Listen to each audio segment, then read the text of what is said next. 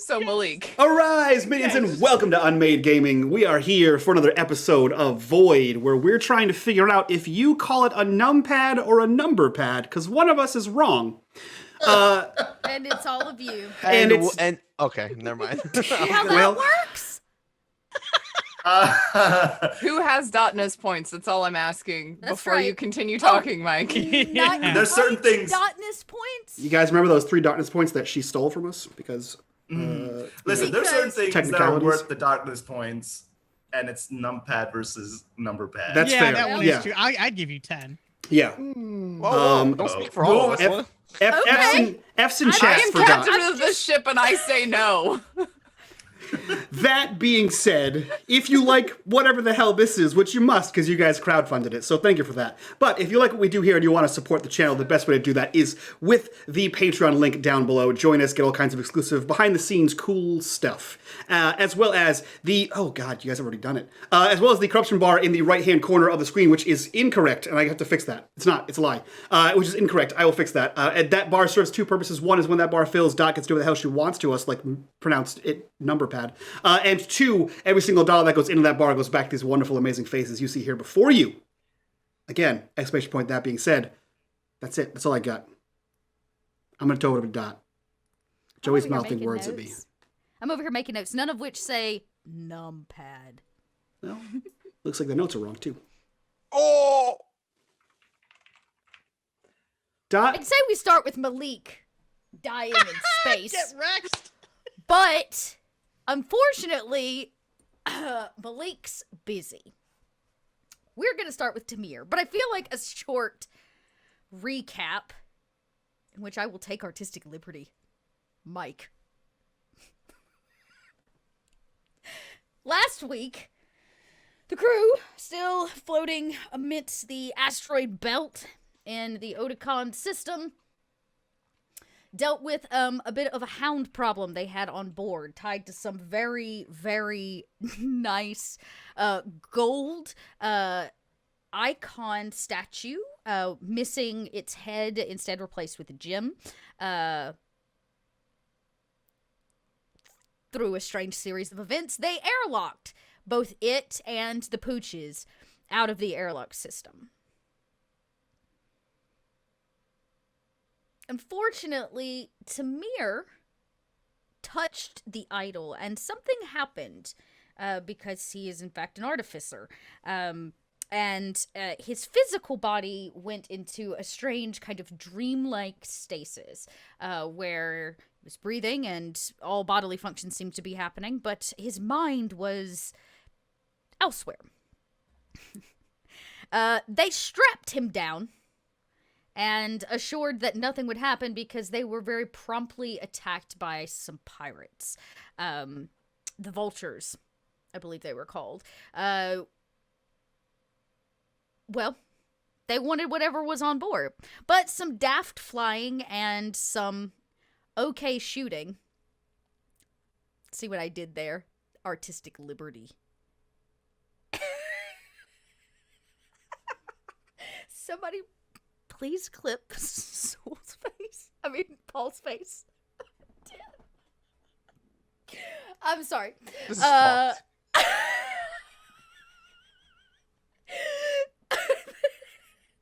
So, they managed to escape, but with some help, of course, from the only other pirate that they know.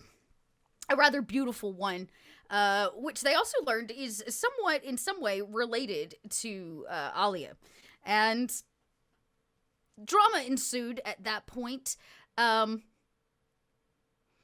They raced the pirates to the local portal station, where they arrived, and were refueling very quickly. And amongst their wait in the refuel station, they received a message. From who and where, we do not know. But tonight's camera does not pick up with them. It picks up with Tamir, strapped to a medical table,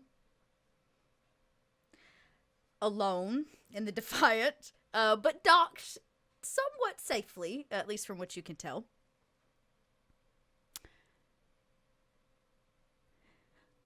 You remember picking up the idol, and not much more before your feet find themselves underneath you.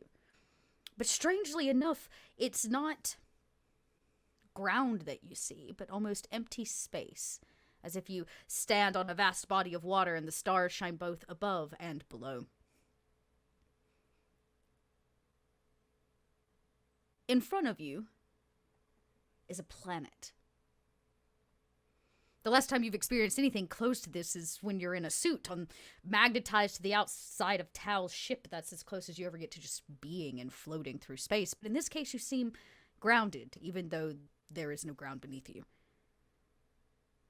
And the planet in front of you is Kua. Big and vast, green and blue. And there, as it kind of comes out of the clouds, small as if a toy you could pluck from the night sky, Coriolis, that beaming icon of the third horizon. And it begins its orbital crest like around the outside, coming back around so that you can watch it make its full loop around Coriolis.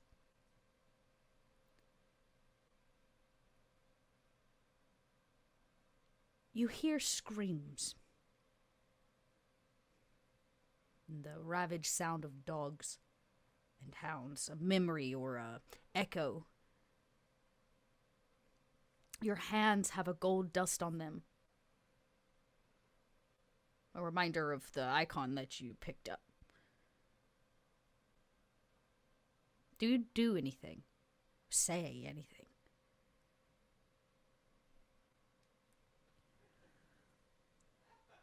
I think Tamir holds up his fingers with the dust and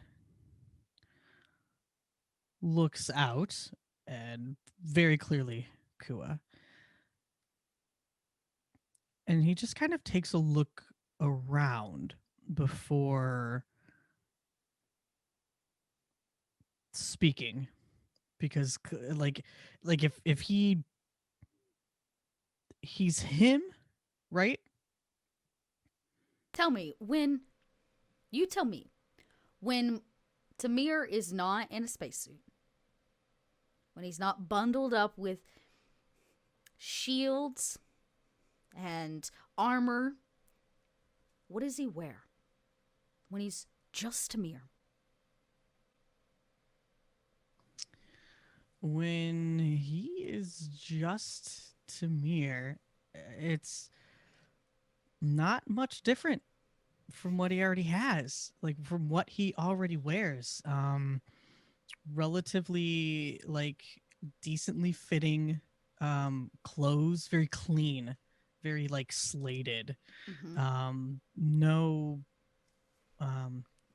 like flourishes, no jewelry, nothing fancy. It's kind of his brother's deal. His physical appearance isn't nearly as important. Right. And you stand there, a simple man, but you don't wear a helmet or a spacesuit. There's maybe even a moment where your heart races because the natural reaction to not being in space is to choke and to die, but none of that happens. And as you maybe dust your hands or touch them or rub them, space kind of pulls it off of your skin. And that takes up this kind of beautiful organic swirl into empty space. And it kind of bolts ahead. And as it does, it moves you through space and time in a rather odd way. Flying seems to be a kind of childish term, but you are weightless in essence, taken almost with it. As you pass through space and time, you come into another system. And you see a few things, planets, but there is somebody else there. Looking. A woman. She's made of starlight and purple emptiness. She wears a robe and a shoulder piece that gives quite a lot of form to the upper torso. and a giant gold headpiece sits on her head.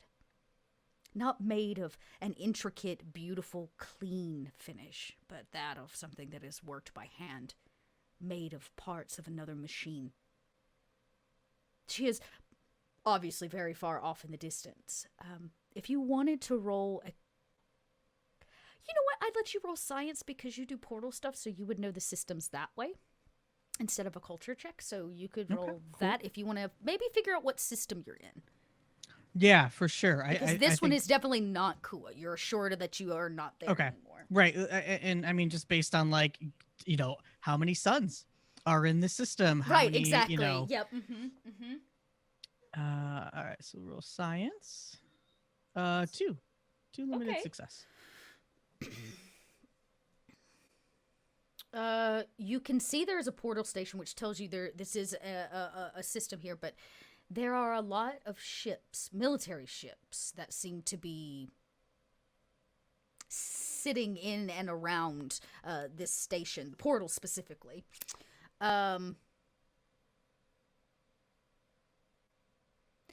You would know this system as, you've never been, but it's Yuharu. Yuharu sits on the opposite side of... Basically, it's adjacent to Hamura. It's the opposite side to Tawan. The opposite portal, if that makes sense. If there were two doors, this is that door. You all came through the opposite door way back in season 1. But something strange. You and whoever this other figure is witness. A bright, embering light comes through the portal. It's not uncommon to... You know what it looks like when a vessel ejects itself. But this is violent in some way.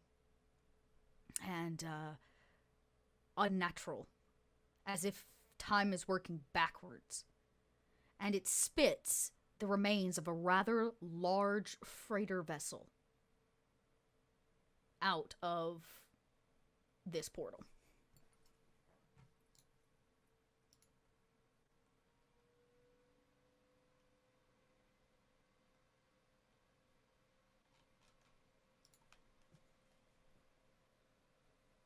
Are you here to see this too?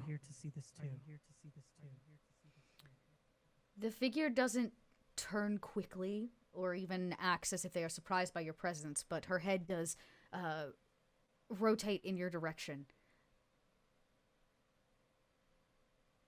She tips her head only slightly, for the headdress itself looks like it weighs a ton. And she says, "You do not know who I am."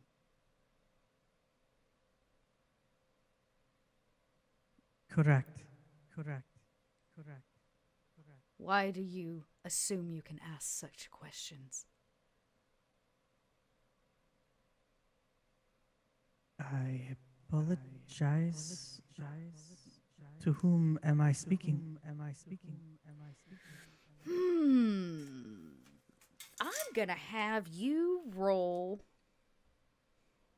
for this. One fear. So many fears. I'm gonna have you roll for this. This is really a command roll, though I would take a manipulation roll, but it is empathy based. This is about communication. Okay, so we'll just go straight empathy, because Okay. I mean, if that's the best, that's what you gotta do, you know? there's All right, let me open this up so I can make sure I tell you no the right manipulation ones and no command. That's a 0. Great. Again, she smiles, and this time as she does, it's like she's drawing closer. The gold dust still kind of embers and flutters around you in space, but she gets bigger. More vast. And as she draws ever closer, you begin to realize this insignificant size of yourself in the void of space. And she looks down upon you, and she simply says, You are so new. You follow the deckhand. Yes. Yes. Yes. Has he led you here?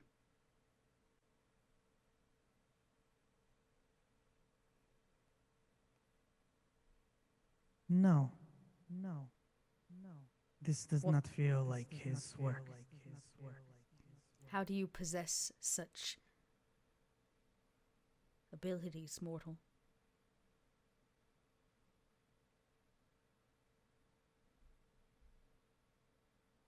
Could you tell me?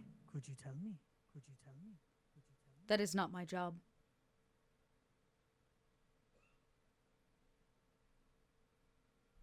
If you, My apologies. she says, if you must know, I come meeting someone else. You have interrupted our date.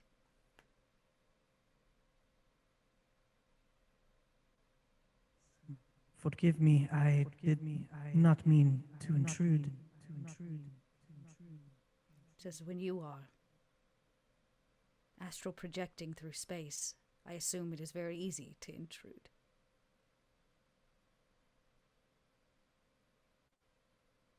I am. Please, excuse my ignorance. I would astral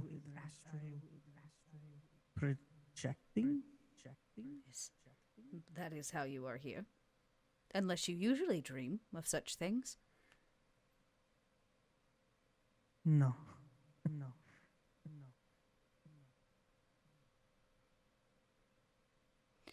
Her headdress begins to kind of move. Click. Gears turn. She says, my disciple is here. And she almost moves space. And you see a familiar figure. 2-bit. She looks rather surprised to have half a face that is a robot. Her eyebrows raise. Very surprised to see you, Tamir. 2-bit. You're astral projecting. It appears so. I have no idea how. Just kind of got here. Apparently, I'm interrupting a date with. She looks up at this giant woman. And she says, I see you have met the machine. The woman looks down and she says, maybe another time, 2-bit. Things are in motion. The vessel has returned.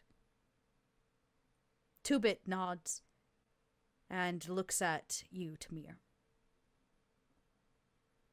The machine icon disappears. Yeah. Yes, Michael.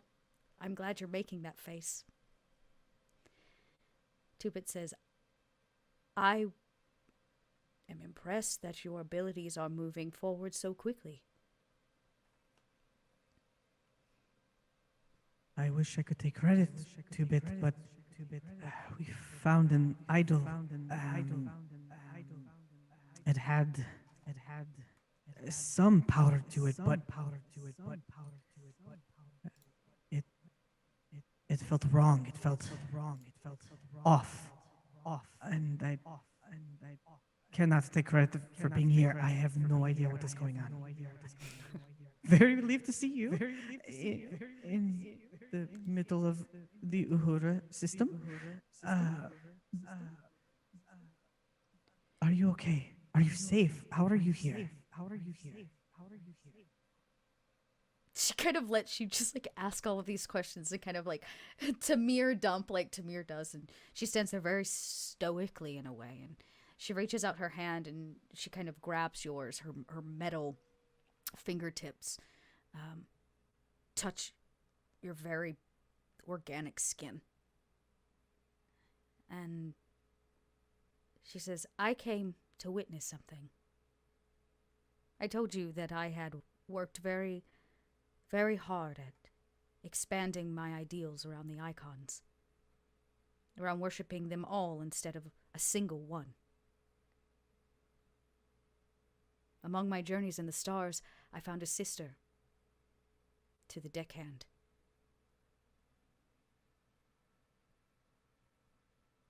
She calls herself the Machine,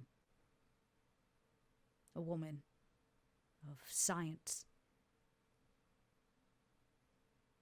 and magics.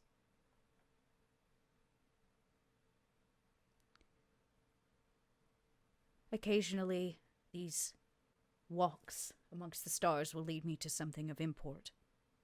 Today, I assume it is that. And she points to this kind of, I wouldn't say it's burning, but it's still, it's as if it has broke atmosphere, right? It's still hot. The metal on the outside still cools in space, and it is red around the edges. Tamir, roll a perception check. Or not a perception, what is it? Observation. Observation. That's what it's called in this game. I was looking for perception. I'm Me like, too. dang it, I always do where it. I did say it the wrong go? thing. 1. Okay. You can just barely see there's some writing on the back end of it. You make out the letters. Oh, you make out the letters. I have to get F-I-I-R-H, I believe, are the last 3 letters. I have to double check. But you basically make out the last few letters of another of the like full name that seems to be broken off. This is just the back half of a ship. Yeah, just the back half of a ship. But you don't make out a whole lot more than that. And there's a moment in time and space when a ringing starts to happen. That ringing that starts deep in your ear, as if there's water in it, or like your jaw begins to lock up. It starts to ring out, ever present, and you can see Two-Bit begins to struggle. Her eyebrows furrow, and she begins to hold her head. She says, "Do you hear that?" Yes, what is it? Yes, what is it? I don't know. And she says, "Wait," and she reaches for a dial at the like deep in her hood, and you can hear it like click, click, click, click, click, and as it does, her jaw drops open, and you can see a speaker system. Like insets behind her teeth, it drops down. And you can hear the sound of somebody tuning into a radio. As she begins to try to find this noise. And it begins to come through.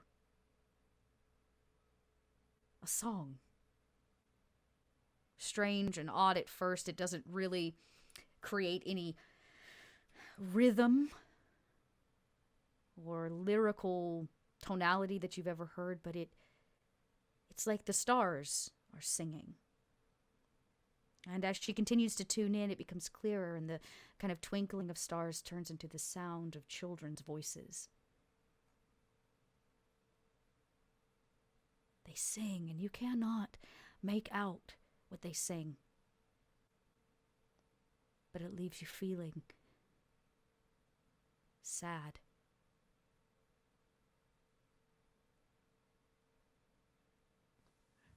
Has he heard this before? I'm gonna say yes. Gives you that same sad feeling of this. I think him and Tal did. Yep. Mm-hmm. She's Two-Bit clicks the dial, and her jaw kind of closes up, and the speaker system reinsets in the top of her mouth, and she says, "The children, they sing." They mourn. They mourn. They mourn. It is much like a eulogy, but what is it that they mourned so? Two-Bit, I have heard this before. This Yes. beautiful and haunting as it is. This is the song of the emissary. Emissaries. Yes.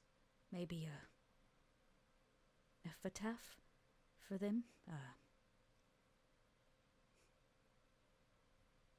A requiem. And you haven't realized it, but the two of you are simply walking. And before you know it, your feet have carried you back to Kua. So simple. A couple small minutes. And as you come into Kua and you walk around the edge of this massive planet, and you look over, you do not see Two-Bit anymore. In your hand is that of Tals.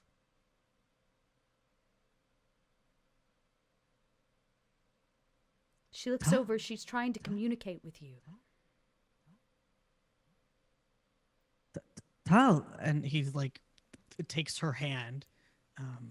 She holds it, and, maybe you squeeze a little tighter. She doesn't go anywhere. And there's a bit of time where she stops trying to communicate her empty words or light in her eyes, and she simply sits with you.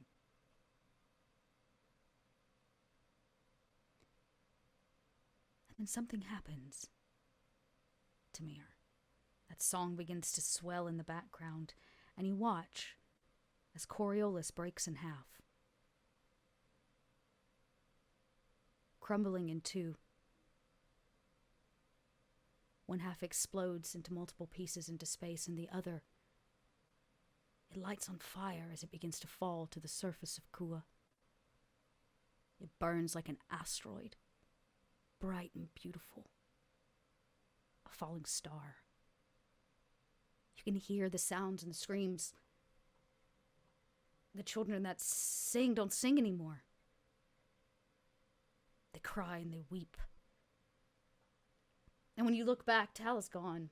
Two-Bit stands there holding your hand again, and she says, "This is what we were supposed to see." This is not real. This is a dream. She says, "This is no dream, Tamir. Just because you do not understand does not mean it is not real, or is not meant to be." She says, This is a moment in time that will happen. Can we stop it? All of those people. Two-Bit, we have to stop it.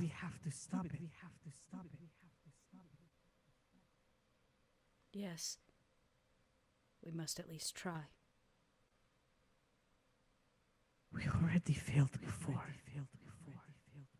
I do not want to fail more people again.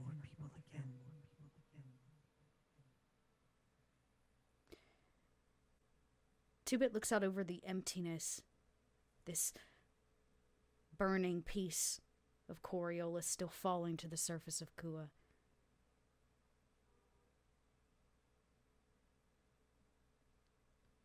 How do you stop what is meant to be, Tamir? Who determines what is meant to be? She smiles. I do not know the answer to that question, though I have sought it for almost a century.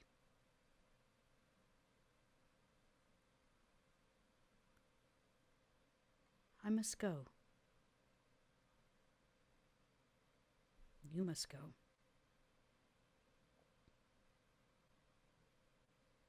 Are you still on Coriolis? Yes. I will come there before this happens. I already know this is your path. There is a ringing for you and your party. A message has already been sent.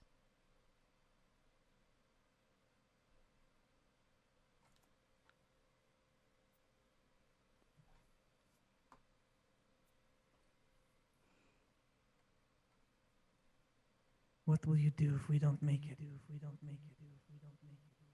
What I would have done if you had not known it was going to happen. Everything you have worked for, everything that you've sacrificed. Maybe. Many have made a sacrifice. War is coming. You can feel it. which has already begun. Here, there. The first horizon is not knocking. They're waiting.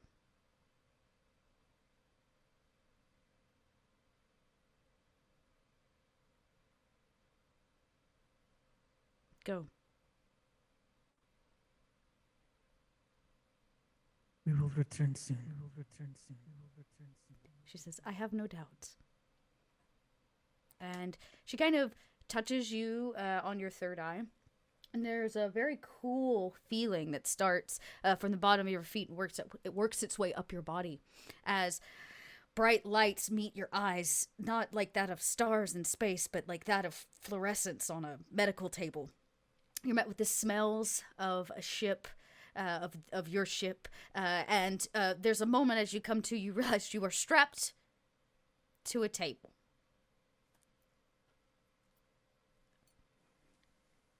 Hello? Tal? Alia? Sally comes over. They are not currently aboard the vessel. We have docked at the local station, currently refueling at 54%. Thank you, Sally. Could you let me out? No. I have no arms or legs. These are regular straps? These Yeah, are it's just belt like a straps? it's like a Who s- used belt straps? It's just a belt strap.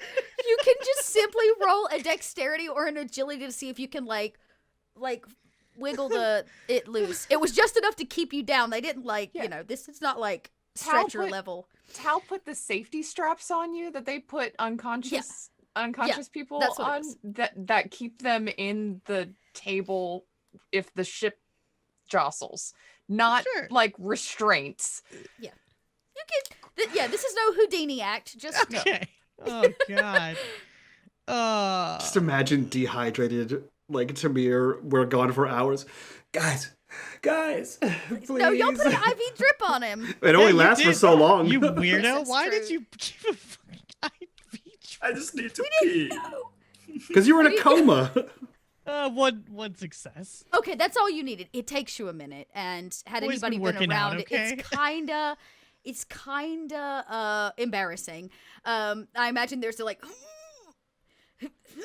as you try, it doesn't really work, and you kind of have to wiggle jiggle the belt, and finally you get it loose. Takes you about 20 minutes to get free of the table, but nobody was around to see it, so therefore it didn't happen.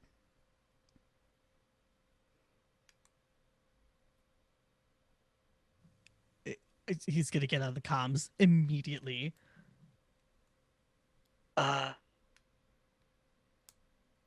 Where are you? Tao, all of you hear over your like earpiece comms for the ship. Where are you? On my way to go get the message, I hit my ear comment. Thank the icons, you're alive. All right. How was your nap, Tamir? Horrific. You need Great. to come here immediately, please. I'm getting a message. I'll be back soon. The four of you walk up to a small like kiosk, like HUD kiosk, to receive the message. It's technically addressed to Tao, Tuma, and the crew of the Defiant. Sent from the judge himself. Not the icon, the one you've been working with. I have to go find his name. I will read it. You boop it open. It is a video message from him. And he says, I'm glad to see that you accepted my message. I request your presence on Coriolis immediately. You and your crew. We have a special mission for you. One I think you may take particular interest in.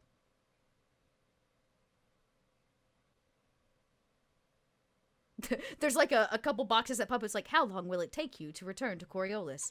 1 week? 4 weeks? 8 weeks? that was probably going to be closer to 8 weeks. 4 weeks right now. I think you could make it in less than 4 weeks, but you know. Okay, 4 we're gonna weeks say is a good- 4 weeks. I don't wanna make him think that we're like rushing super fast or Yeah. really close. We'll just say Okay, 4 weeks for 4 now. weeks. Yep. Boops. He goes, well, your presence is required, so the sooner the better. Please make sure to dock in the private stations, and I will meet you there. Use these codes as you come in. I'll know upon your arrival. And a series of codes are lined up on the screen, I'm sure, which Malik takes great interest in and plugs into the data pad for your arrival. Yeah. 1 month if you take the short route. 1 month if nothing goes wrong. I would like to interject here. We have a group ability. Do you now? Yes. What is this group ability? Tell us It's all, no? quickest route. It's quickest route. Oh. Where we can go take the quickest route and bypass a danger or something. Like, I think that's what it is. Because we're blessed. What the fuck was that? Hashtag blessed. What the fuck? Right here on unMadeGaming. This is why Mike showed up tonight. This is also why you're nice to me in the pre-show. Thank you for it's just a crowdfunding us. The rule show's of the canceled. game. The show is coming to an abrupt end. All right. Gosh. All right. Well, yeah. So okay. Knowing what Tal does about where they are, I would have clicked the appropriate button. Yeah. Check yes or no. 4 months. Do Yes. you like me? Yes or no? Yes. Oh, I don't know. Is there a maybe option? Yeah. And it's about this time because you've been here for a little bit, you got your drinks, and then you were approached by remember the boy who came up and told you that you had a message. The main doors from the docking bay to the kind of centralized public hub of this space station open. And of course it is... Oh no, did we already see her? No, we didn't. We did see already her. talk to Okay, Sabina. That's what we were doing then last I time. was about to say, so then her and her crew exit. Okay. Yeah, so Okay. then after getting that message, straight back to the ship, Tamir's awake. Tal has to check on him. Okay, so does anybody else want to do anything on the station? Or are you more interested in headed home? Or head back to this ship? Go ahead. No, I want to buy some noodles and food and All available. Some maybe rice cakes and some anything else other than veggie paste. There's all kinds of things. I imagine there's a young kid who is actually like, the kitchen here or the mess here would probably be run privately by somebody that's like hired, a family that's hired by the consortium to feed all these people. There cannot be more than 500 people on this. Being one of that has just been exploded out of the giant asteroid, do I have money? Did you leave money in your quarters? Did Fuck. Sewell have money before? He did, yeah. Okay. On his personnel. If it was on your person, it's gone. If it was on your person, it's definitely gone. Fuck. Okay. If it was in your room, you got it. I don't know if I was smart enough to put anything in my room, like money-wise. Tao, I imagine you might go to see Tamir, but you may be stopped a little bit by Sewell or by the girl who drops a check. There's like rice cakes. I imagine there's probably also rice balls and yeah, all kinds. I don't know. There's just good eats like vegetables, like hot steaming veggies, no paste, like real veggies. I look at him like, oh fuck, and then I pull out, like so Sewell wouldn't take care of his money, but he definitely would have taken care of his guns. So I'm gonna pull out like a I forgot what it was. It's just like a basic rifle. I had Yeah. I like 3 of those, and I'm gonna be like, do you take barter? And This I offer the gun. 10-year-old child, 10-year-old kid, looks at you and kind of gasp a little bit, and you see your dad go, "Hey, no weapons." I'm not. Alia immediately runs up and like is, we're starting, 1 second. And then takes the gun, gives it back to Soul and goes, I got this. Okay, I need to stock up on our supplies as well. Okay. And then The little girl kind of looks at Sewell like, "Was it not good? Was the food not good?" no. I love Sewell so Yes, much. He's such poor a girl. troublemaker. He's so good. The little girl goes, I can get you supplies. Do you have a list? No, child. Here, actually, if you can help, that would be wonderful. Here's a small list of supplies that we do need. Here's some money. Let me know if you need any more. Okay? I lean forward to Alia. Go. It's a perfectly working gun. She's a child. I was about her age when I shot my first one. Alia literally like just takes her hand and cups his mouth. It's like, shh. And then hands it was like, You can Here's some pick it extra. up behind the counter from my dad. Okay. And she kind of like bustles off and like before she runs, leaves. she's like, Alice is like, you can have a little treat. A little more. No, Oh, she's gone. She's gone. You hear the patter of feet. She heads down to what is kind of like a general store, I guess you could say, where you can get like basic supplies, and then they'll sell you some food, some fresher food that won't keep as long, but you'll have some fresh food at least to start the trip back. And there are a couple people looking. Here's the thing. This is not like the Hammurabi station or Coriolis. There's not a lot of security here because this is like... I could have robbed them? This is... No, I'm just kidding. I'm just kidding. This is... It's a joke. This would be like outlaw territory. I mean, this is like mostly run by pirates. You do see a couple well-armed guards, about 3 or 4, but that is all you've seen so far. Eject. Someone told me Eject to him right in push your the heart. kid and take it. Wouldn't be the first time you pushed a kid. Right? Ooh, listen, he's learning. Leave him alone. At least Wow. this time I offered a trade.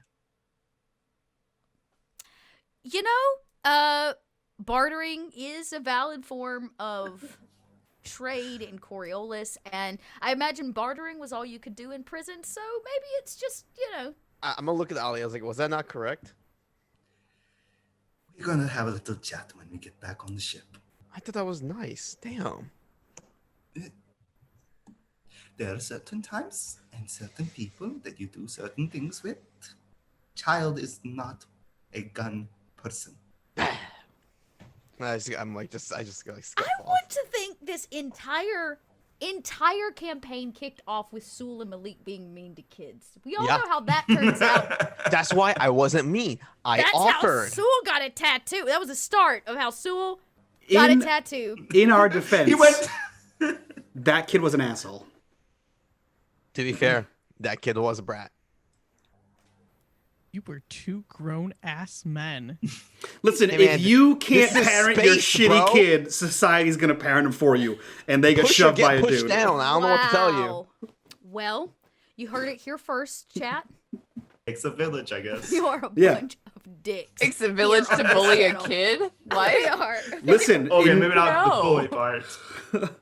So It's space. it takes a minute, but people finally go back to what they're doing. The guards may give you a couple eyes, but no, real bad Okay. intention was right. Yeah. Is there any place I can sell my gun? Yes, you can absolutely go to the general store and hawk your weapon. Okay, because I have like 3 rifles that are kind of useless, and I'm broke as shit now, so I want to like. Yeah. I So wanna pawn it. basically, what happens is, okay, the rest of the crew, who's going? Hands raised if you're going to the ship. Hands raised if you're following Sewell. Oh wait, I am so. wow, Okay. the big lady's babysitting Sewell. Great. Oh, yeah. Perfect. I'm The so big ladies- sorry, Alia. So as You Sewell did is not like, sign up for this. as Sewell is like walking to like go look for some place to sell it, I imagine Alia's just like parent walking, like, where are you? Yep. And then Sewell's just like, what are you doing? Stop following me. What makes it worse is you're going to the exact same place this kid is going to get your supplies for the ship. Oh no. So the kid turns around to see you following them. She begins to pick up her pace, and her feet turn into a pitter-patter Oh my of a God. run. So Sewell, not understanding the social cue, assumes the kid just wants to go faster, so he's gonna start running after her now.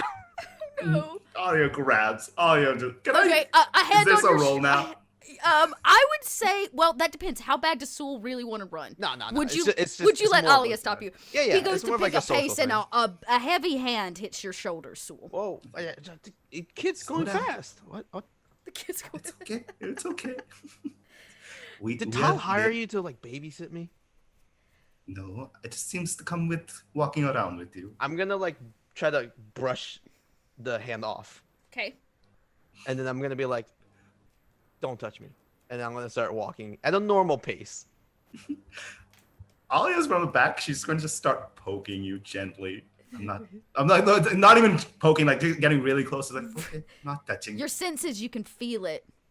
He's like motherfucker. Yeah, fucking not touching fuck." you though, not touching you. You don't have to go very far. You kind of go down and around a corner, and you can see there's kind of an open front shop. There's just a counter and a bunch of shit on racks behind this kind of toothless man. Who's grinning as the child hands a list over, your list. As you round the corner, the kid sees you and goes, and kind of draws back a little bit. The grinning man looks at you, looks at the scared kid, looks over at the two of you, and kind of furrows his brow. And he says, "Can I help you?" Yeah, I got a couple of weapons here, a couple guns, or I want to see if you need them. Maybe we can trade. Kind of That short on burr. right. Yeah. Well, we don't get a lot of people hawking guns out here.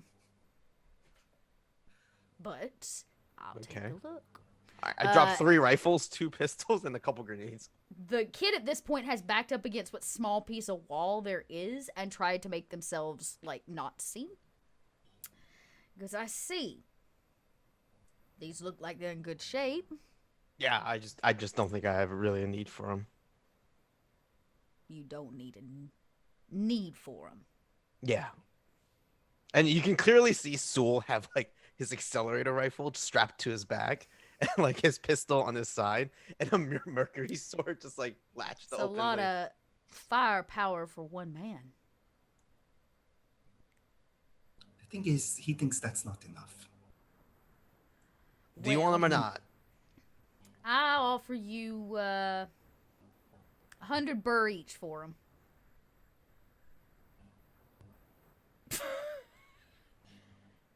I look at Alia. I didn't buy these. Sounds like a steal then, huh? Okay, yeah, sure. Sounds good. Sounds good. His eyebrow raises. If you don't question it, he kind of smirks. He got the way better end of that deal. Way hella better into that deal. I He know. puts I know. he puts a cred stick with a measly 300 burr on it, Cool. and slides it over to you. Sewell takes it as if he just made the biggest deal of his life. He goes, "You ain't from around these parts. I ain't seen you here for." Bye. I just turn around. Stops and looks at Alia now, who seems to be the responsible adult in this situation. And I'm sorry about him. He's a little bit antisocial. He had a rough childhood, so. Hey, hey. hell, Don't talk didn't on my we behalf. all? Ain't no excuse for being rude. Antisocial. What is that? I apologize for him. Shush you. Ain't no need to apologize. He just sold me 3 rifles for 300 burr. I'll make twice that much. Look at that. I helped him. Think of it as a gesture for scaring your kid, your child. He looks over at this kid. He goes, "That ain't my kid." He goes, Well, either way, he goes, we "But apologize. I'm gonna suggest you take it easy throwing around steel like that aboard this place. He goes, "Look, it don't hurt my feelings, but we got pirates hiding in every nook and cranny. So you want a firefight, you asking for one." He goes, "So Fair enough. I'm gonna suit this kid up with whatever here's on this list, and good day to you folks." That's great. If you don't mind, in addition, can you give them a little treat, please, from me? I feel like we got off on the wrong foot with him. Since you just sold me 3 rifles for 300 burr, I guess I'll give the kids some treats. He reaches back. The kid kind of perks up. Eyes get kind of big. They remove the kind of banding that was around the head, and you see this little girl. Her face is kind of dirty from like kitchen soot and grease, and she smiles a little bit. And he reaches in and pulls out a jar, like a canister, and he the lid off of it, and inside of it you can see these kind of glistening rocks. They're kind of crystal-like, and he pulls one out and sets it on the table. She looks very excited. He goes, well, go on. Ain't nobody stopping you. And she kind of snatches it up and pops it in her mouth very quickly, and it sits at the side of her gum and like protrudes out, you know, kids when a little chipmunk-like. And Alia kind of just gets on, like, squats down to her level, and she goes, sorry about that. I hope this means we're even friends. And kind of puts her big hand, like, shake. She removes this, because she can't talk with this big piece of candy in her mouth. She removes it from her mouth. It's kind of like, you know, kids are all slobbery all the time. Mike, don't make that face. They are kids slobbery all the As time. the parent on stream, I'm going to confirm this. I'm not. Hey, Mike. Yeah, I was about to just say, like, wait. Eris probably You has just the wait, most my dear. variable- I'm not denying that, Dot. I'm just saying that it's gross. He's not ready for it. So there's like a little It's slobber, gross. and Children were gross. she says, just whatever you do, don't tell my dad. He doesn't like me to have sugar rocks. Okay, once in a while. And she kind of puts it back in her mouth, and then her very small hand grabs your very big hand. And she kind of binds her face so you can't really see that she's eating a piece of candy again. And she looks up at the man who's like slowly boxing the things that she's going to bring to you. wanna, yes, and her hand's sticky, yes. Can I ask the shop owner how much the sugar rocks are? You mean like all of them? Yeah. He goes, well, it's going to cost you more than them rifles did. Alia gets up and goes, we're going to go now. Thank you for your patronage. He goes, no, I'll sell you the whole jar. You just hand me back that cred stick. It grabs Okay, Sewell I and throw goes, him the "Look, cred stick. Yes! He snatches it off. He says, all right. And he slides the jar of rock sugar down to you. He goes, careful now, don't hurt yourself. I'm gonna take one and put it in my mouth to see what it tastes like. It's a little like rock candy. It's very sweet. It's very hard. Obviously, you're meant to kind of like suck on it. But there's a refreshing, almost like drinking sparkling water type feel in your mouth. It is it's almost clean in some way. It's like brushing your teeth, but also eating a piece of sweet candy. It's very strange. Okay. Cool. Yeah. I And he enjoy it. says- Yeah. It's solidified mouthwash. Yeah, kind that of. what this is? It's not that spearminty, not like that. It's more like bubbly or like more like refreshing water or like cucumber water or something like that. You know what I mean? Like it's really refreshing. So, anyways, he slides you the rest of the jar. He goes, yeah. Okay, and then as Soodles like finishes it, I'm gonna look at Alia. I'm like, do you want one? He's got a jar of Sure. candy now. All right, I'm gonna throw Alia one, and then as I'm leaving, I'm gonna put the jar down next to the girl and leave. For me? I just leave. She I don't says wanna- I like don't wanna behind a talk to big her. piece of candy. Yeah, I don't want to talk to her. I just leave. She kind of like slides Alia the kinda jar looks- over. Aya looks at that, looks at Sewell, and kind of just smiles and walks out. She puts the whole thing in her bag. She looks very sneaky right now. Like, did anybody see? No, okay. I just want people to know those rifles were illegally purchased when I had the syndicate thing, so I was just trying to get rid of them. Yeah. Hey, it's a smart way to do it. You don't want those you don't want to be caught with syndicate rifles. Not gonna lie, I was internally freaking out, and then you left the candy for the kid, and you're good. Yeah. Everybody's happy now. And Sewell and Ollie make their way. One thing I think. Oh, sorry. Oh no, go ahead. I think Ollie's just going to say as though we came out to. You know I know how to make those, right? I just leave. I just keep walking. And you keep walking. But our camera cuts back to the vessel, where, while all this candy shenanigans is going on, Tal and Malik have returned to check on Tamir.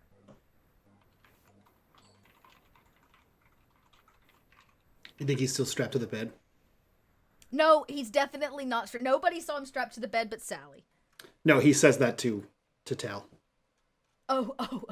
I'm pretty sure that unless Tamir wants to be strapped to the bed, he's probably going to figure out how to get out. I didn't tie him very tight or anything. Gross. After you. Okay. I continue on. Where do we find Tamir when we get to the ship? Yeah, I was about to say, what's Tamir up to? Because they respond pretty quickly, and I would say they return within just minutes of you sending out the call. Okay, he's plotting a route back to Coriolis. So he's probably up at the bridge at his station plotting a route back to Coriolis. Okay. When I get back to the ship, I just hit the comms on the station and say, "Hey, Tamir, where are you?" Up on the bridge.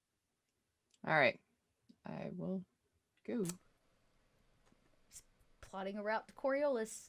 I'm guessing you seem a smidge frazzled. A bit. You're working with pace and speed. Mm-hmm.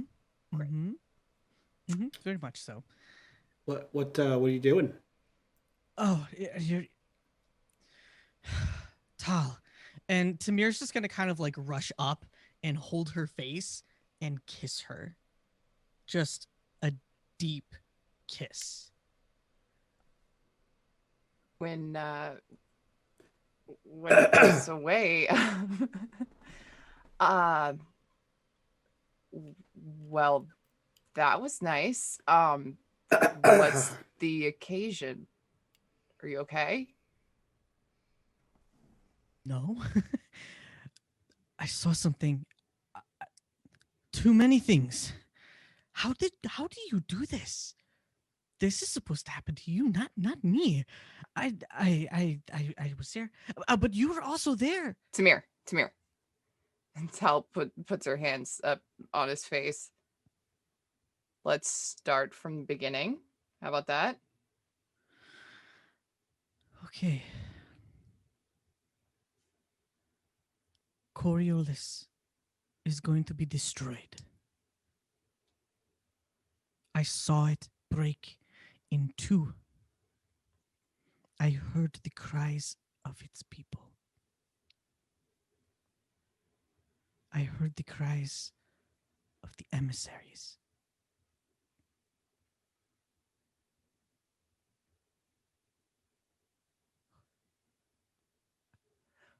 Well, okay. All right, so I while you were out, I tried to reach you and I saw Coriolis falling. To I Kua. saw you there. But oh, you did. Okay, that's good. But also we have to go back to Coriolis. Like now. Yes, right now.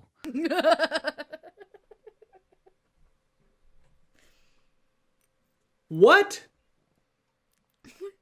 Tal kind of jumps. Forgetting. Oh yeah. Oh, Sup, right, third wheel? Malik. Uh-huh. Yeah.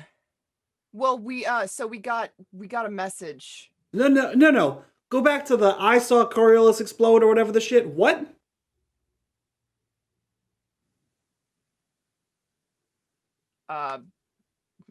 That was basically it. That's far what as I I know. saw. Yeah, that's what's going to happen. And we need to go stop it. How? When did you see this? How are you together in the same place? Because you weren't. That's not... What?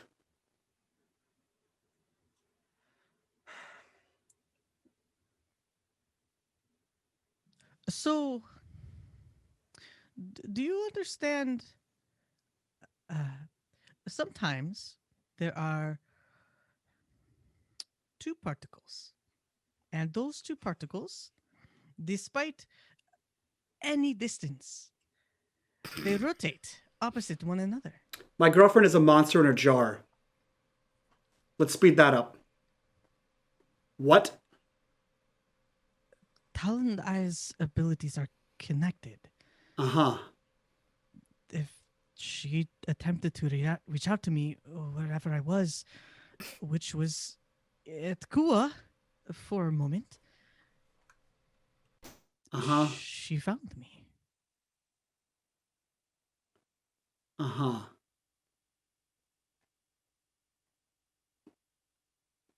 Okay. That's too much to unpack. So, Well, it took a while. You were gone for most of it, or else you probably would have kind of seen it happening. Not see, but never mind. I've seen enough. So we're going back to Coriolis. Yes. Right?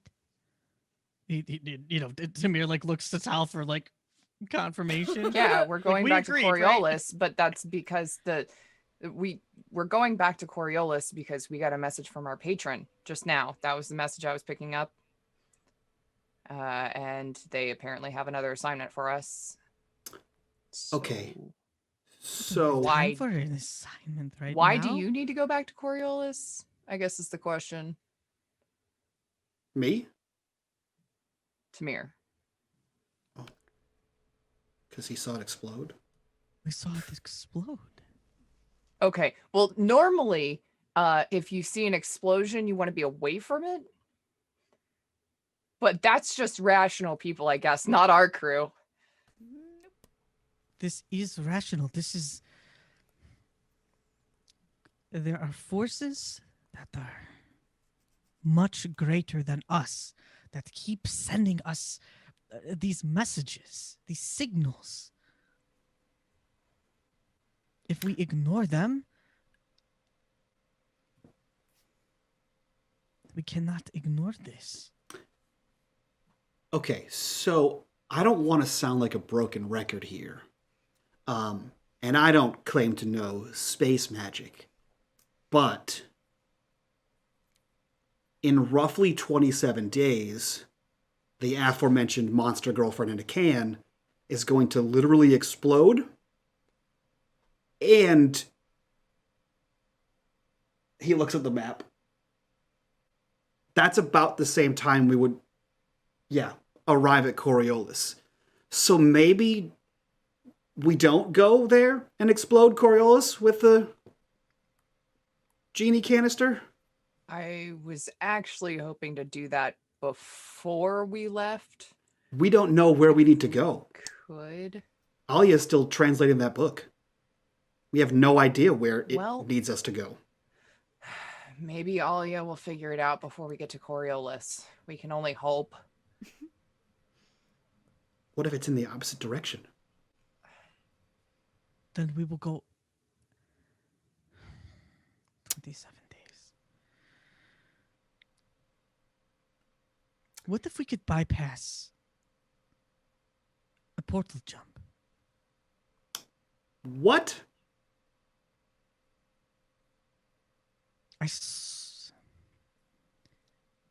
Explain, please. The portals are not what we think they are. They do not operate the way that we know or expect them to operate. They distort time. We could, in theory, do what I saw the white butterfly do.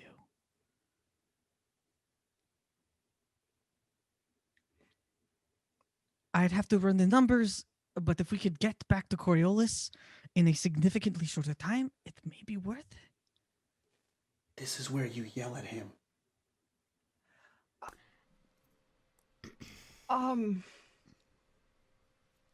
Just pretend he's me. You know, I wish it was that easy. To yell at him or to... Both. Tamir.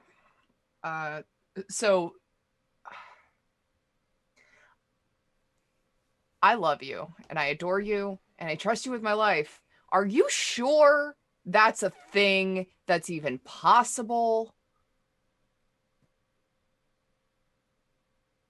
I think I just saw an icon. That doesn't answer the question.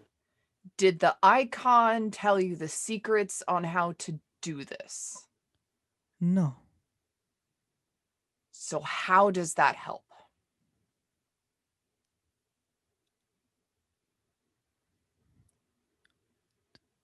Tal, do you remember what they told you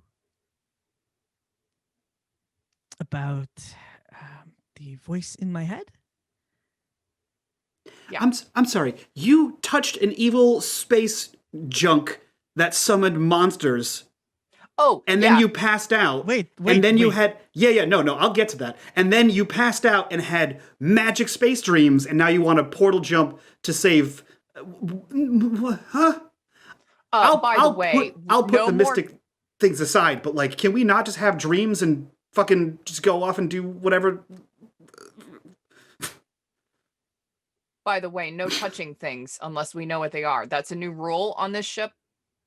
Wait, but Tal, I don't know what they are unless I touch. Yes. Yeah, then you passed out and it summoned monsters. Yeah, So- you almost died. What? We almost died. Are you okay? You're okay? You look great. You look fine. Everybody else looks so... Alia, Your brother they're tried okay? to space us. It's great. I spaced to the dogs. I believe it is possible. Because we're going to have to figure out how to do this anyways, because war is already here. Why do we have to figure out how to time travel? It's not time travel. That makes me sound like I've lost my mind. No, I That's know. not I it. heard you say it. You could not understand, Malik. You need to spend less time in the gym and more time with the books. Maybe you need to spend time in both. No, I'm fine. And we hear the main door of the vessel open. Hello. And that. We hear that. Sul and Alia come on, bantering about probably how that did not go as planned. Tal comes Get over the comms. home. We're in the bridge. We got noodles. Great. Bring them up. Tamir wants to time travel. You gather in the I'm mess. sorry, what? You gather in mess hall around warm noodles to discuss. And beer. Warm noodles and beer. And warm beer as well. Yeah, aw, man. Why? Because Okay. artistic Num- liberty, motherfuckers! It's Because space. We put our numpads. That's hand all 'cause of outside numpads. it. Because of I numpad. told you, because of numpad, you're drinking warm beer today. Okay. Warm fantasy beer. You Hey. I'm gonna look at We'll take it. I'm gonna look at Tamir. Hey, you're awake. Alia runs forward and then kind of just basically like starts checking on him and like Are we all kissing? kind What's of happening? basically no, just like looking, making sure, like feeling his pulse, making sure he's okay. He goes, Jesus. "Ah, that was a lot quicker than I was expecting." He ran in there like he ran at Tal. Say what? This big lady just like I look at Malik. What?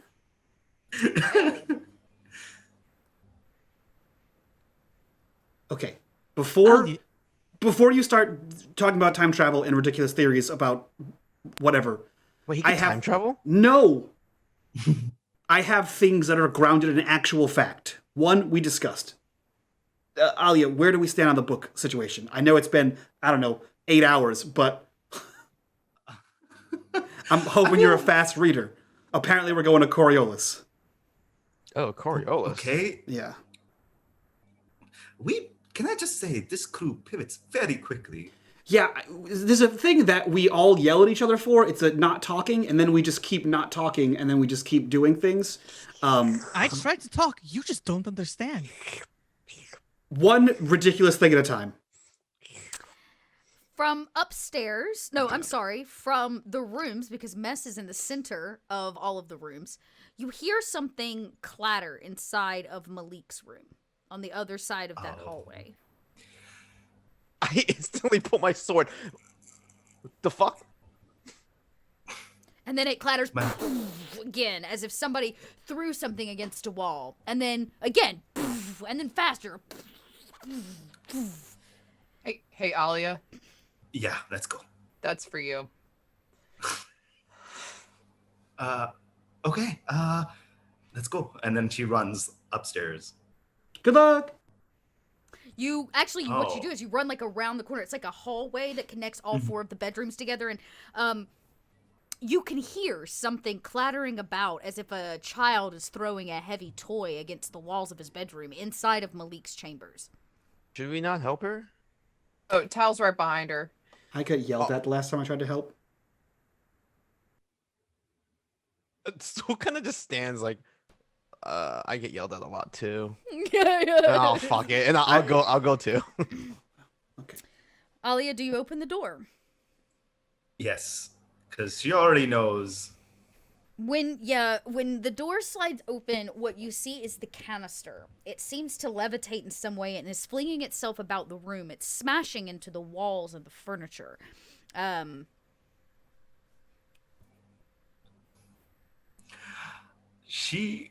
wow, what do I can I use some sort of mystic power or like a mystic grab of some sort? You can just go grab it. I can grab it. You can just go grab it if you want to grab it. Yeah. Roll me a agility check. I will take a dexterity, I believe is what that is. If you have any bonuses or benefits to your dexterity. Extra die. If not, it's just flat agility roll. So just roll a flat agility. There it goes. Hey! Yay! Surprisingly enough, you manage to kind of catch it mid-air, and as you do, it's like vibrating. Your whole arm shakes as you hold it. I need you to roll a force check. It's trying to it's like a magnet pulling it the opposite direction. Force. Okay, let's do this. Yeah. Okay, you managed to hold it, but I would say anybody at the door, so Sul and Tal both standing there, you can see Alia's hand like vibrating all the way up to like the arm socket, with whatever energy is pulsing through this canister, like thermos. Do you want some help, Alia? I can try, please. but okay. I will go up and try to hold the can. What are we doing exactly? Well, whatever this is trying to do, we're trying to stop it. I'm trying, and you just hear her, and then you see her like turn to the can and just start whispering, "Hush, child, hush, calm, peace. It's okay. Okay. It's okay." Okay, interesting. Roll a This is an empathy check. I would take command or manipulate. I know manipulate always sounds like bad, but in this case it's not. Shoot. I will attempt to, seeing what she's doing, I'll kind of try to help, attempt to help there. So an empathy Have straight roll. empathy? Yeah, just a straight empathy roll is totally fine. All right, nice. Yeah, because I have 5 in that. So, yay! Hey, another success. It doesn't stop vibrating, but it is not trying to pull away. Tal and Alia, you can feel actually a weightlessness to it. It stops, and if you remove your hands, it levitates in the center of the room. It kind of stays isolated and put, just now lightly, like the way a cell phone may vibrate, but it hovers right in the middle of the room. Can I do anything? You sure can. No, I'm asking. Can I do anything? Unless No. you've suddenly just developed mystic powers, probably not. Thank you, though. Okay. I just slowly walk back. Okay. Is Malik there? Okay. No, he didn't come. He got yelled at for trying to help last time. Okay. Because he's also not a mystic. Alia turns to the canister and he goes, Tal, would you mind if I take this to my room? Sure. So I want to say yes. Definitely want to say yes, but I'm also a little bit worried because it Yeah. seems like whatever is controlling in this is more powerful than just one of us. Seems to kind of take more than one to do anything with it. Fair. Uh, Unfortunately, we would then have to find a common place that both of us and possibly Tamir, if he's feeling well, to be able to keep an eye on and keep a watch over. well, But at the same time, a common place would also mean everybody else would be able to access, and more importantly, this would be able to access everybody else. we could take it to the temple room. Keep that door Perfect locked. idea. Cool. You're standing nearby. They're chatting, and this literally this like thermos canister is spinning and levitating in the middle of the room. Roll an observation. Okay, dokie. Okay, Mario. It's me. Oh, it's me. Okie dokie. Observation. Okay. Boop. I failed. All together? Well, sir, you don't Actually, see it. I want to give you a darkness point because Yeah, I'm you do. curious and what I'm missing out here. Yeah, you do. Okay. All right, cool. Okay. You as they're talking Worth. about what to Sorry. do, and it's right there in front of them, but they're communicating with each other. As it spins, you kind of look it over. You have used and maintained many a metal weapon in your day. I sure have. You know what wear and tear and cracking of metal looks like. As the canister spins, something catches your eye. Oh shit. The canister is becoming weakened. It seems Oh. that it's cracking in certain places around the edge. That it may not hold its...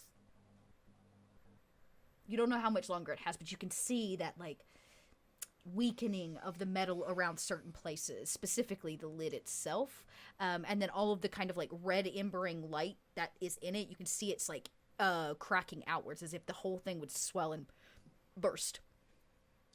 I like lean into the door a little bit as I watch Tal and Alia. I don't mean to interject. I know floating jars isn't really my specialty, but I don't know if you know. I feel like if you guys don't figure something out, the thing's gonna pop, and you might not be able to pop it back. Just saying, it looks, and I like point at the cracks. I'm like, I've seen a lot of metal debris crack, destroyed. That kind of looks like it's about to snap. Hearing that, Alia immediately like panics and goes, "We need to go take this now." Yeah. Let's try. Oh, that thing's gonna break. We need to. What do you know about the ritual? Whatever needs to be done, we need to. I've only gotten through the superficials. I know that there's 3 steps. I know some of the materials that are needed. I have not had any chance to translate the actual chants or any of the actual verbal communication that needs to be done.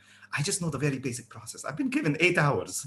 No, that's okay. We maybe you and I can just put our heads together and maybe get Tamir in on it and see if between the 3 of us we can figure something out. Hey, Alia, is the jar thingy like magical, or can we put some sort of metal around it? Would that help at all? DM? I don't even know what to tell you to roll for that. Like, you could roll a mystic ability if you wanted to. Okie dokie. And I'll see if you know anything about it from a mystic standpoint, and then, yeah. Hey. Okay. Here's the thing. It doesn't matter what container you put it in.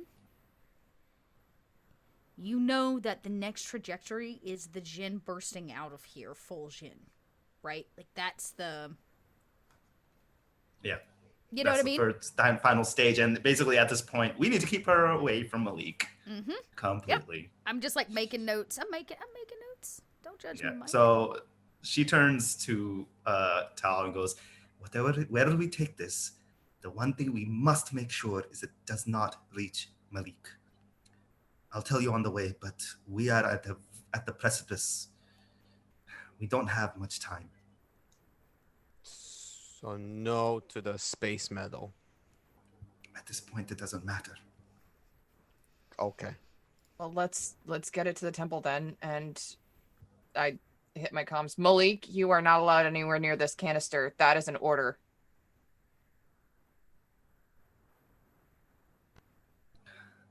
Did the brothers sit in silence? Apparently Malik did. I muted myself. Nailed it. Nailed it. Yeah, no, they did not. They did not. As soon as everyone ran off to go do things, he like if Tamir went to get up, Malik would like put a hand out, sit. They could need help. Yeah, not important. I mean, very important, but also this is also important. Okay, what's up? How do you know 2-bit? I need details.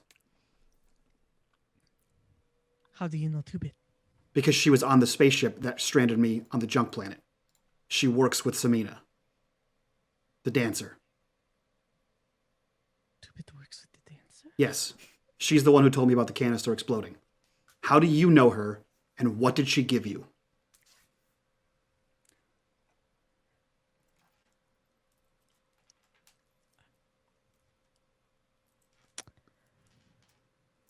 I cannot tell you that information. Okay, here's the thing. As the resident captain of keeping secrets on this ship, whatever she gave you, whether it was information or something, I don't know. Samina's looking for it. She knows you have it, and if she knows you have it, other people know you have it. She basically said there's a target on your back. And if you're piloting back to Coriolis, where I can only assume you met with 2-bit, and where Samina works out of the majority of the time, other people there know you have whatever it is. They also know what I got on XR. So if whatever you got is tied to what I got on XR, Coriolis isn't the best place, and also, we have a very obvious drive signature. So What if did you people... get on XR? The book and the medallion that I gave to Alia. I am not certain. Tamir. Aurora? Oh, yeah? What? God, he's yeah, talking to the I'm robot paying again. attention. Okay. Can this be 2-way, or is it just 1-way? No, Malik, shut up. This is the Have you heard of this book? And Tamir explains the book. Oh. Not really a book. It's like a collection. Yes. What can you tell me of it? I do not know. I have not read it. But it's supposed to have stuff in it, important stuff about religious stuffs from the First Horizon. Great. Just Thank you. asked me what it was. I'm sitting right here. Had it Malik, for they are unrelated. months. Okay, well, it doesn't really matter because they don't think, whoever they is, don't think that. I don't really care who they are. I swore an oath. Uh-huh. I don't really care about the oath. People are hunting you. And therefore this ship. And everyone else on it. 2-bit told you would be hunted. Mm-hmm. Yeah, You see- Tamir knows this. Right, The and trick when- the trick is when you do crimes is to not be found out about them. Because then this happens. And if we just walk into Coriolis with you being you might die. Something about this whole dancer situation, maybe when your brother brings it up, you realize she was, in fact, stalking the stacks when she saved you from those. There's a good possibility she was, in fact, looking for something. Though why 2-bit was there when your brother was stranded is strange. Yeah, that part doesn't quite make sense. Look, I do not trust the dancer. I don't know if you missed, but she tried to kill me. I recently found out.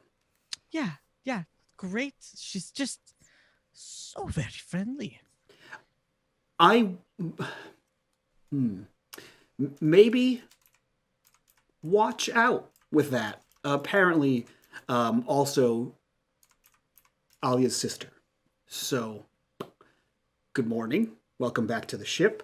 Samina is Alia's sister.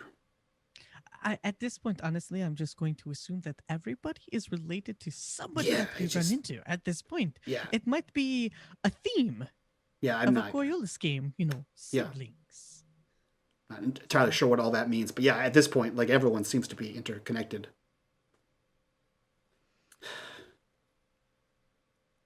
Point is, you're wanted by criminals. I am wanted by authority figures. Malik, at what point in our lives have we never been wanted? I pretty much live in obscurity and anonymity. That's kind of my thing.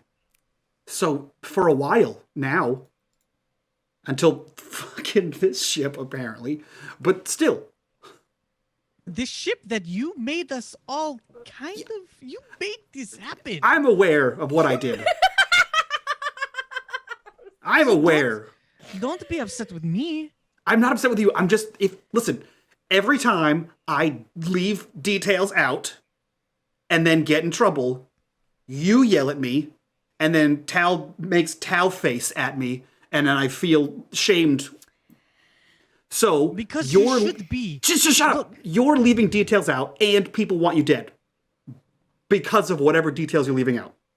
We actually can't help you if we don't know what you're hiding or protecting.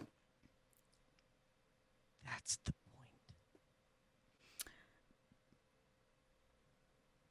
Alia, Tao, you try to move this thing.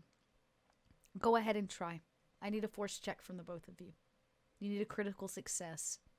Fuck. Force. Come on, baby.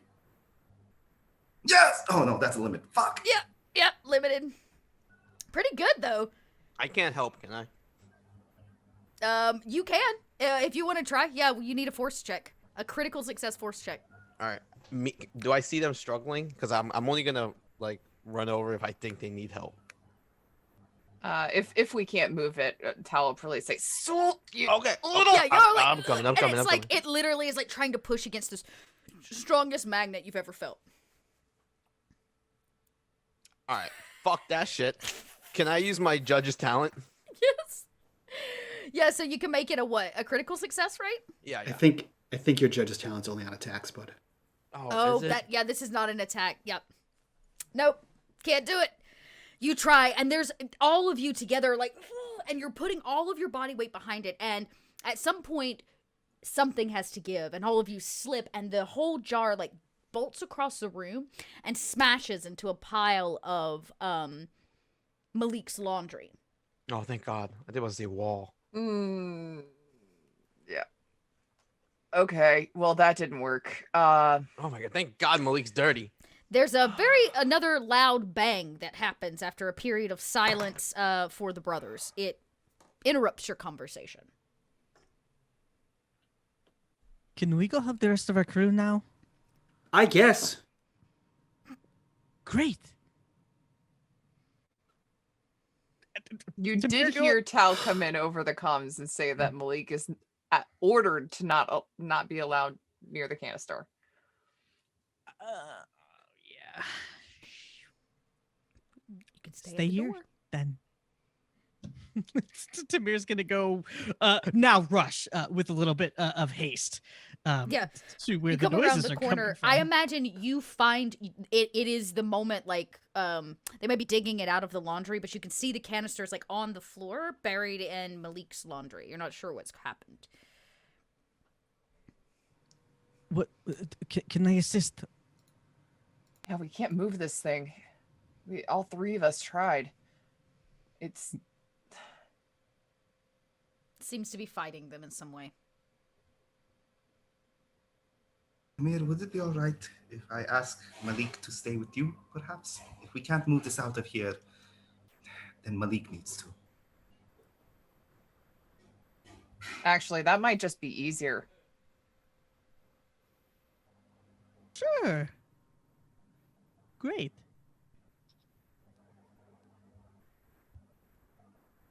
Head around the corner to get your brother. Yep.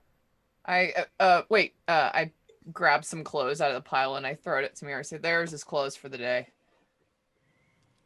Oh. Aside from the ones he's wearing. Ooh. Thank you, Captain. Correct answer. You peek your head around the corner. You see Malik still standing there, I'm guessing? Mm-hmm. It didn't take but 30 seconds, a minute. Something's wrong. What is happening? We're having a sleepover. What the fuck? You are not allowed in your room. I'm sorry, what? Mm-hmm. Why am I not allowed in my room? I'm sorry, I tried. Shut. I didn't actually explain anything to him. I just told him that he was having a sleepover. Mm-hmm. That does sound about right. But Malik, you and I will talk later. I can give you more details. But as of right now, you need to be as far away from this canister as possible. In fact, if at all possible, until I figure out how to fix this situation and perhaps bring back your girlfriend, it might actually even be better if you're off. It might be better if you're not on the ship. No. I'm gonna veto that. Nope. Okay. Maybe not off the ship, but as far away from this canister as this ship allows you. Yeah. Fine. Since we can't move the canister, we have to move you. Exactly. You have legs, you can walk. Fine. Yeah. I turned to Tal. That was actually easier than I thought. Where do Tamir and Malik go, just so that I know? I mean, I think we're still just in the main mess hall. You're just in the right? mess hall? Okay. Mhm. You're sitting there with a pile of Malik's dirty laundry. Yeah, And a like- lot of confused faces. Sit back, like, here's your clothes. We're not done talking about this you being hunted and murdered thing. We're all being hunted and murdered, Malik. I'm not. Pretty sure Alia isn't.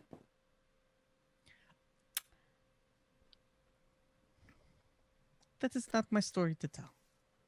Camera cuts The to fuck are you Alia, doing?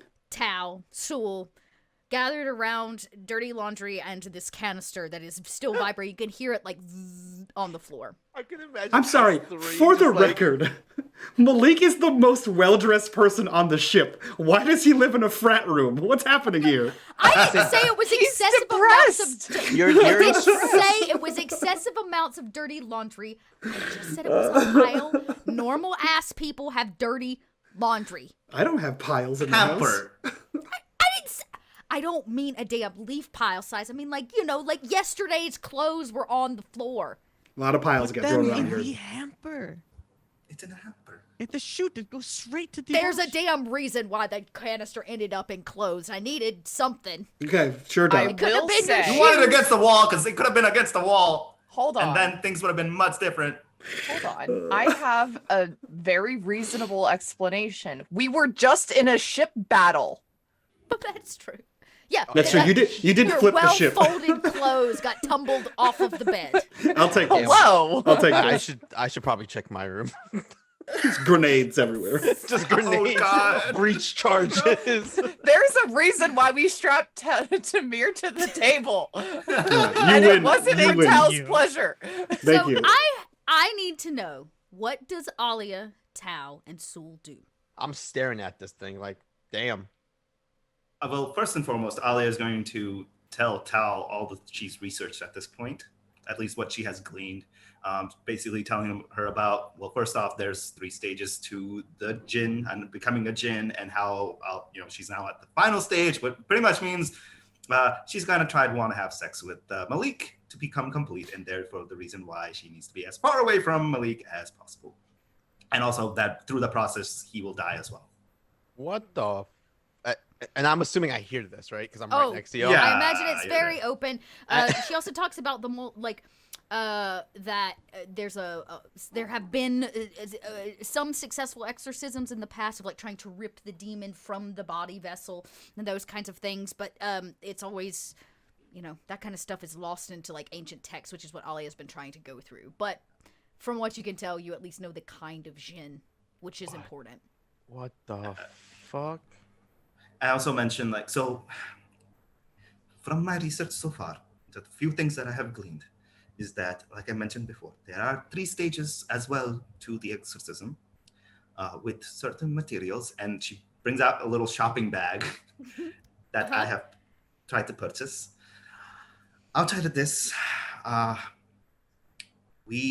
could glean some of the setting in the sense of just it doesn't have to be anywhere specific. It's just that wherever it is that we perform it, we need to make it ready. For example, there cannot be any form of things that it can interact with, like musical instruments or pictures. Outside of that, we have to keep away, like I said, Malik.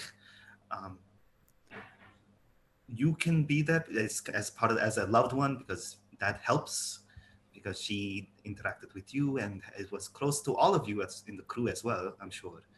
But having you around will help tether her and at least keep her grounded. I have some of the inscriptions translated for the chant that we need to perform, but that is as far as I've gotten so far. Go, I guess if you don't already have it on you, grab the book and let's start digging in, I guess. I gotta warn you, I was never the best studier, but I'll help where I can. You've been doing very well so far. I have full trust in you. And then, are you sure you'll be fine by yourself here? Yeah, don't take too long, please. Okay, I'll be right back.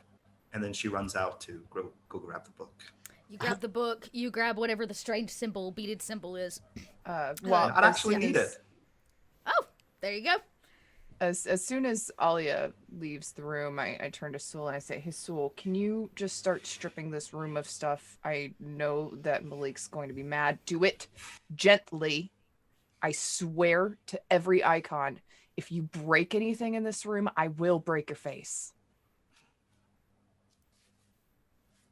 And I'll like start taking down certain things. Slowly moving things out into the hallway, just to kind of get them out of the space.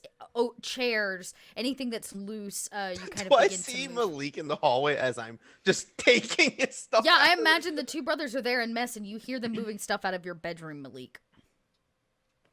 No, he stays in the mess room and is just disgruntled about Tamir, can I scenario. get your help?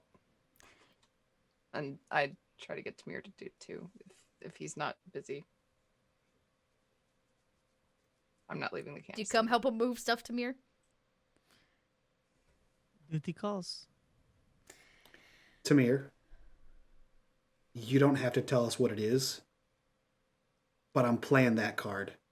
You tell her, or I tell her, or you never mention me keeping secrets again.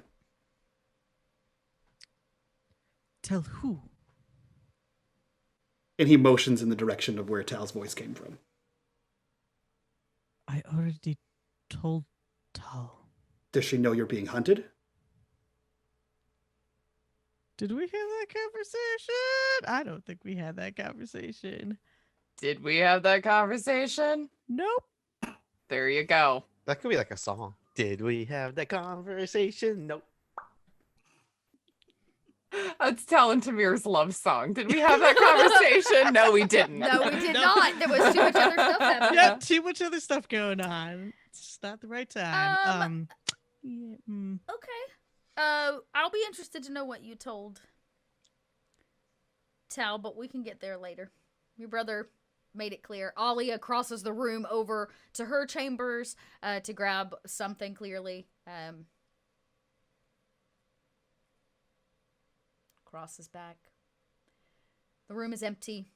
There's now a canister kind of hovering near where the wall meets the floor in a corner where the clothing was.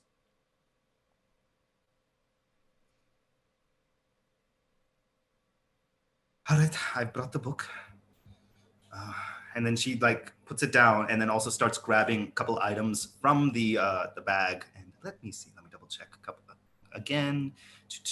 Procedure. Okay, she grabs out some things like honey and water and puts it down and takes the water and starts first off just kind of like what's the word for this? Like cleansing the room.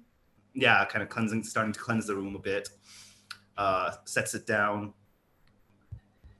Okay. I don't know how much time we have, so I think we need to start now. And this well, not the ritual, just like at least like reading up on what else we need to do about it. And so if you can just keep an eye on the canister while we look into the book. Alia, I have to say, I'm a little worried that we might just have to go with it. If it comes, well, either way, that gin needs to be outside of the canister when we do it. If it means we release it when we're ready or it comes out on its own, we have some time until then to at least figure out some more if we can. Be it 30 seconds, who knows? Okay. Well, all right. Let's start setting it up at least. Okay. And then we can kind of continue as we know more. Okay. All right. What does the rest of the preparation ritual look like? I mean, it's honestly not too much more. It's basically, so from what I read, there's 3 stages, like I said. So first stage includes removing any distractions, which we've done, like musical instruments and golden jewelry. Then they also remove any pictures in the room, allowing for angels to enter. Then it tells the client and the family that everything happens by God's will and that he or she is merely a mediator, also mentioning that other forms of healing, such as by sorcery, are not acceptable to Islam. In the second stage, the healer determines if the client is possessed or not and tries to enter a dialogue with the spirit. So that is the next stage. We have completed stage 1. You gotta talk to her? Yup. Shit. Yeah, you know, just a nice little date. You know, how you doing? How's the spirit? What's going on? What's good? What's How new to would you like to achieve that, Alia? I think at that point, Alia turns to Tal. He goes, "It's up to you, Captain. I cannot promise that we'll be able to even translate an additional sentence more. It took me 8 hours to translate what I have so far.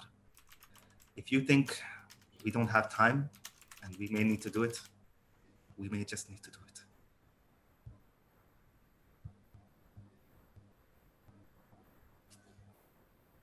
Don't know.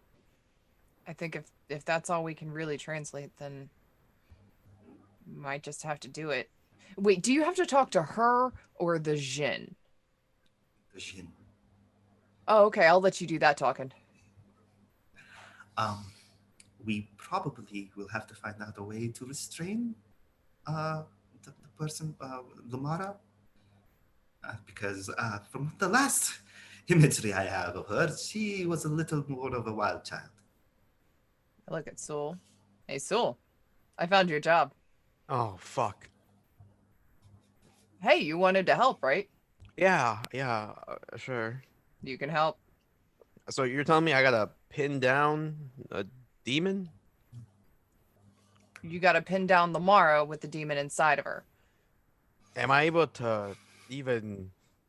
And I make the motion of, like, touching. Like, can I even... Like, I don't know... what? You should be able to touch her. From what you can tell, I mean, it was she was still corporeal. There was no like incorporealness that you could touch her. The last time she like crawled on the ceiling, for example. Do I need like some art? Like, do I need a suit? What am I? I mean, that's up to you. You don't really know what you're going in for. Some restraints might be helpful. Okay. Are you doing this now? Within the next few minutes, probably. Okay. And I run out the room. Wait. Bye, Okay. Sul. Malik, Tamir, Sul bolts past you. Where are you going? I went in my room to get my armor. You go in. Sul, you hear Sul put his armor on. He comes out probably with. Being the dumbass that he is, I'm gonna rip the curtains and like any bed sheets and just wrap myself like Yo, a like mummy. bind your hands so that you can't be scratched in your neck, and like make sure that you're like Sure, you're making it sound more tactical, but realistically, he just is just wrapping himself because he's an idiot. Okay. Can I just say that imagery I got instead was like, are we giving birth to a baby or something? Are you grabbing like sheets like the modesty sheet? He's also wrapping his head just so you see just like the eyes.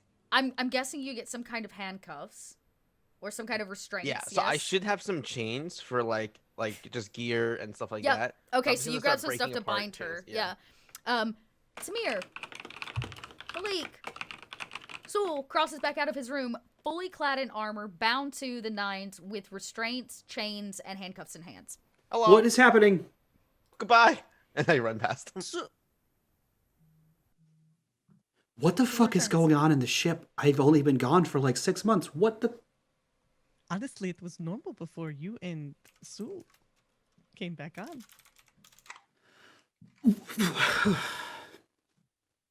Captain, what is going on? Do you need our help? Sul just flew back, armed. I open the comms so everybody can hear. Say, okay, this is what's happening. The canister looks like it's cracking. Obviously learned how to move itself. If Lamar breaks out, she will try to seduce Malik and then kill him, turning herself into a full demon. We're going to try to do the ritual to get this out because I'm afraid that this canister is going to open whether we want to or not anytime now. Do you need my assistance? I mean, that might be great, but also you might want to stay with your brother. It's up to you. Tamir looks over to Malik. The more the merrier. Nothing I can do, I guess. I can stay here with you. And do what? Let me yell at you for keeping secrets? Yeah, is that going to make you feel better? No.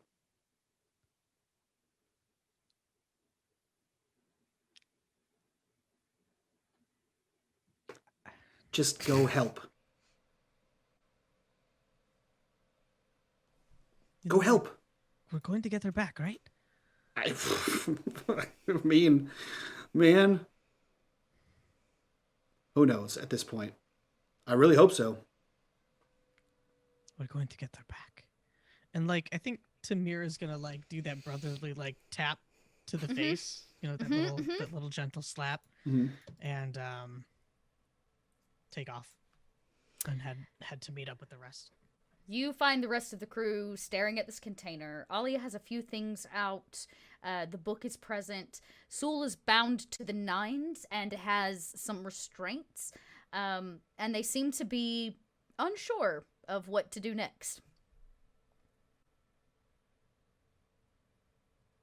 I'm ready. Okay. All right. Fuck you know. Okay. At So this good, point, though. it's so good. It's so good. Love you, Paul. And then, so at that point, Alia turns to Tamir, kind of gives him a nod, turns to Tal and goes, "Are you ready?" If I look How- out the window, do I see that we're still on the Stationed. station? Oh, y'all still docked and parked. Yeah. I look at Tal. I'm like, Captain, Yeah. I don't mean to interject. And I point out the window. Sally, what percentage are we on refueling? Refueling, 96%. So do you want to wait until we're finished, or T-minus 20 minutes. Alia, do you think we have 20 minutes before this thing blows? It's not like it has a ticking time bomb on it, but hopefully, I think we can manage 20 minutes. We are You at the know the ready. We next have place- everything prepped. Are you just gonna go float out in space?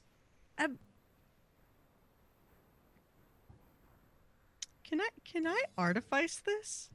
Can I artifice the item?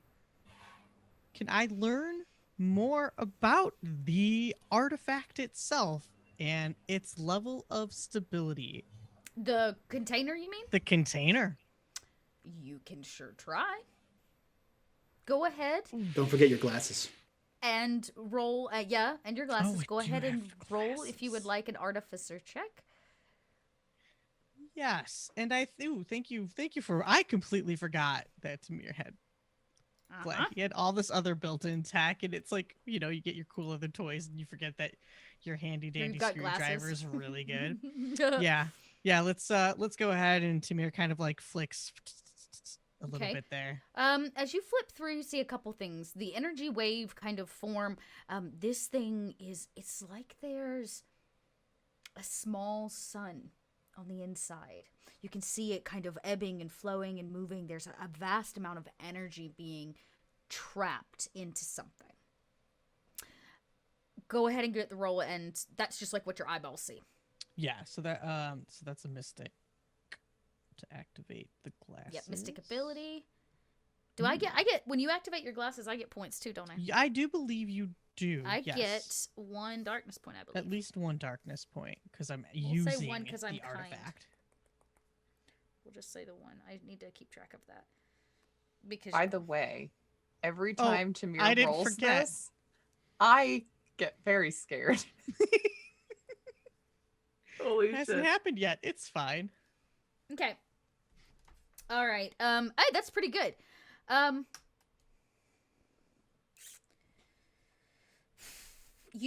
wouldn't say you lay hands on the item. You can feel its vibration and its energy, but you kind of get close to it and you close your eyes and you try to listen. Artifacts speak. That is how you hear them. They make noise, they sing, they ring out into the atmosphere, and you just have to find the right channel. You have to listen. And everything around you, Sul's chatter, Alia and Tal's chatter, begins to dissipate, like going underwater. And you kind of tune into the sound of what's in this jar.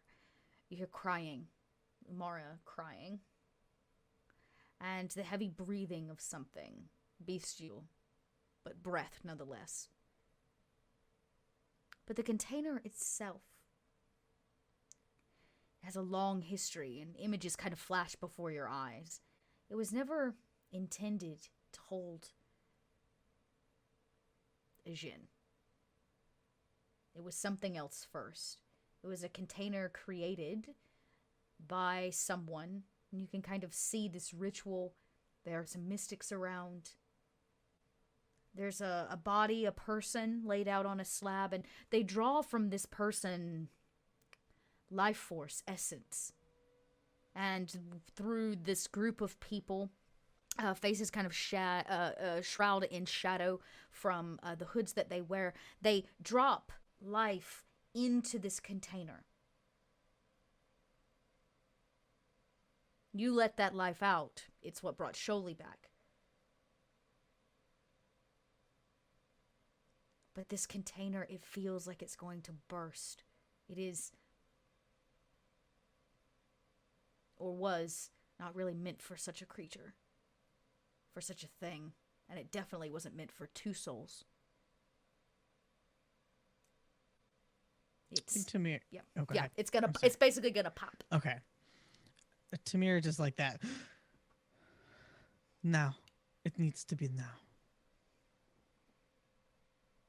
This was not meant to hold both a soul and a jinn. Yes, we should get started.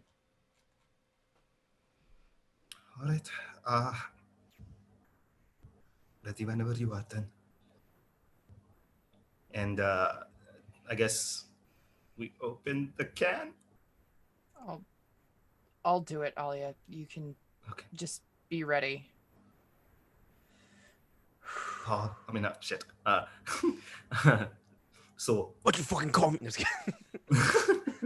I'm gonna prep myself. I don't know if there's Okay. like a role play version of Overwatch. Does somebody do you close the door to the room? oh yes, that is locked. Okay. Malik, you hear the door to your room close for the first time since all of the happenings. I open the comms so he can hear what's happening in the room. You can't be there, at least you can hear it. Tal opens the canister. Yeah. Oh God. Okay. This To your is when- surprise, when you first open it up, there is almost an anticlimactic beginning. From the jar spills sand.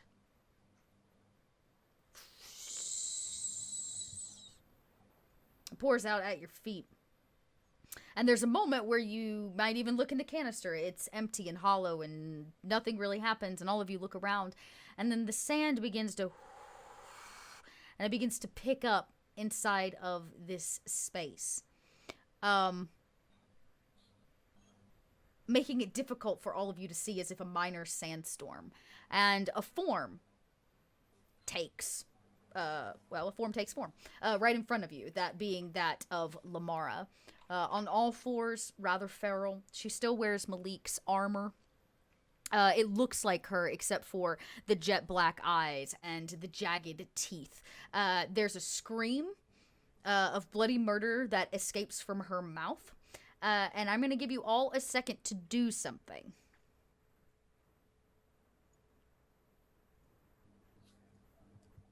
I'm Sorry. a pounce on it. Okay, make a dex check. Okay. Or an agility. I'll give you an agility. She is going to do the same with Jin stats. I just want you to know that. Oh, bollocks. All right. I failed. Say Tal also will try to help out with the. Well, she felt hardcore too. Well, I Tal, fail. you're up for a dexterity. No pressure. Is there in chat? Shoot, I don't have dexterity. I have agility though.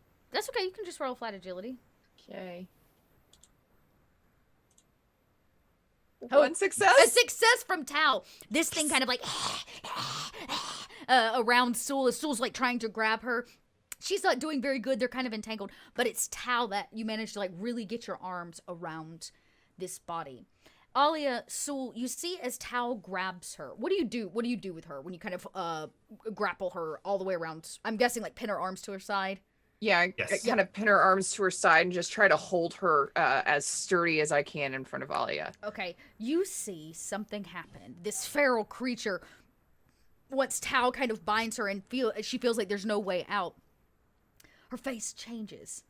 It softens, her teeth no longer sharp, her eyes blue and full and whelped of tears. And Lumara's voice rings out, "Help me, Malik, they're hurting me!" Rings out over comms. The sound of your girlfriend.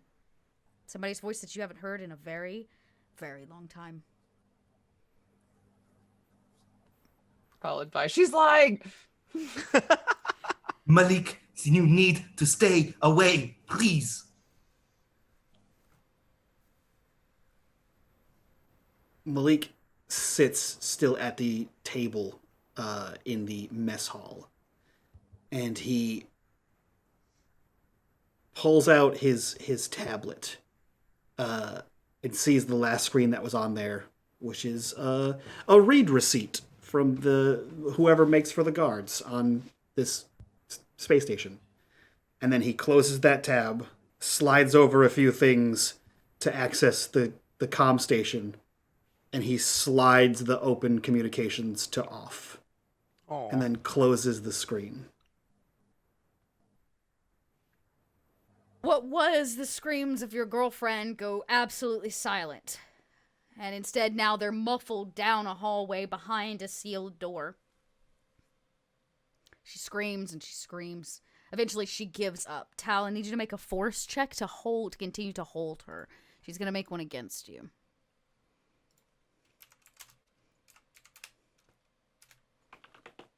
Oh, fuck. Holy Oh gosh, I Four was gonna pray sixes. to the icons, but I don't think that will do anything. Just let it happen. Just let it happen. Just gonna go. Yep. There's this God. moment where, again, Alia, Sul, you see it. It looks like Lamara. Well, at least Sul recognizes Lamara. She cries and she weeps and she begs for Malik while Tao keeps her bound. And then, when the comms go silent, it's like she knows. And those blue eyes turn jet black again as if someone dripped ink right into them. Her teeth go sharp. She smiles a wicked grin. And she burst free, knocking Tao backwards into a wall. There's a wave of energy that burst forth out from all of you. Yeah. She clings to the ceiling. Okay, shit. Okay. Yeah, she jumps in all fours on the ceiling. Her head turns around backwards, now looking down at all of you. Ooh. Alia gets up and looks straight at the djinn, right into its eyes, and goes, "If you can come down, we can talk. Please. I know you have your own agenda. The least we can do is at least have a conversation. There's no need for force." Make an empathy check. You're trying to reason with the djinn. Not just any djinn, either. God, please, empathy. Fuck! I have 5 empathy. How is this not? Am Okay. I Darkness Well- points. You can reroll. You can totally reroll. I'll take Go another for Seal of it. Darkness. Okay. Yes. Okay. Yeah, okay. Oh, God, come on. Alright. One And yes, I success. know we still have a corruption bar, y'all. I'm saving it. Just hold your horses. Oh, no. Just hold your horses.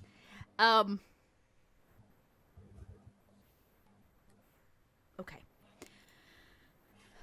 There's, like I said, a wicked laugh that pours from her head, which is turned around almost backwards.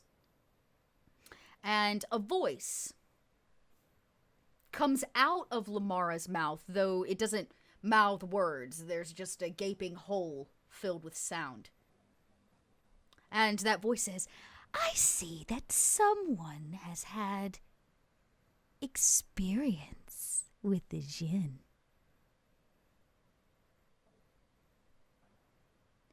Silly little mystics in over their heads.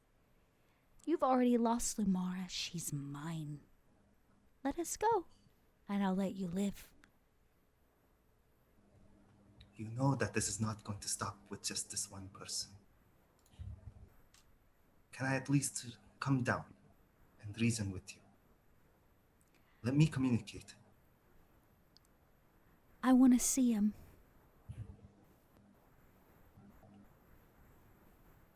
That is not Just happening. one look at him. That thing that she loves so much.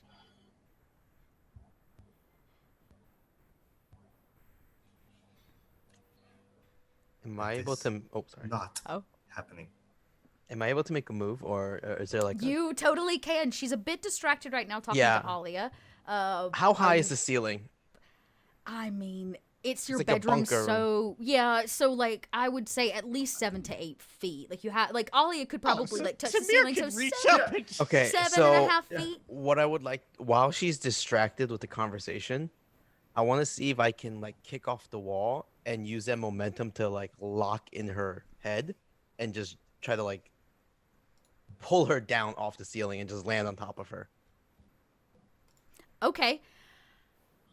I'm gonna have you make another dexterity check. All right, come on, Zool, you piece of Hers shit. is gonna be observation based to see if she can see you Okay. jumping at her. Does that make sense? Yeah. All right, I'll make a roll right here. Oh! Oh, fudge monkeys. Okay. She doesn't. She's okay.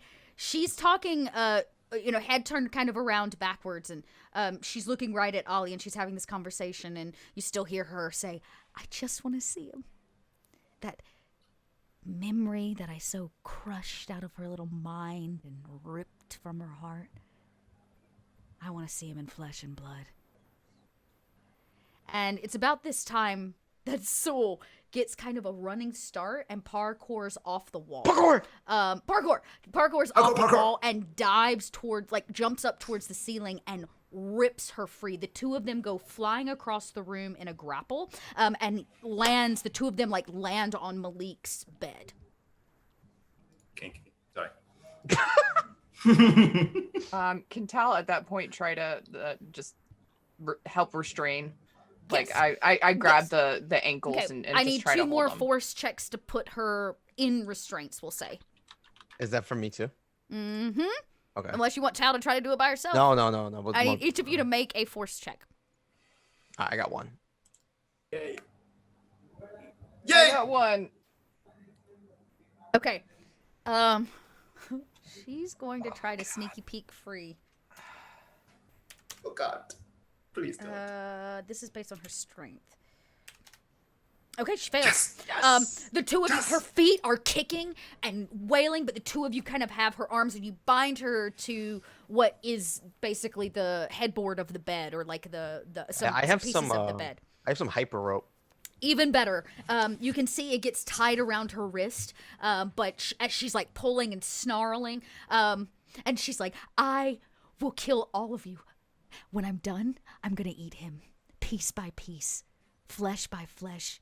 I will consume his bones and his meat. Alia runs, as she's rushes forward, and in her hands is the water and the honey, which she's mixing into her palms.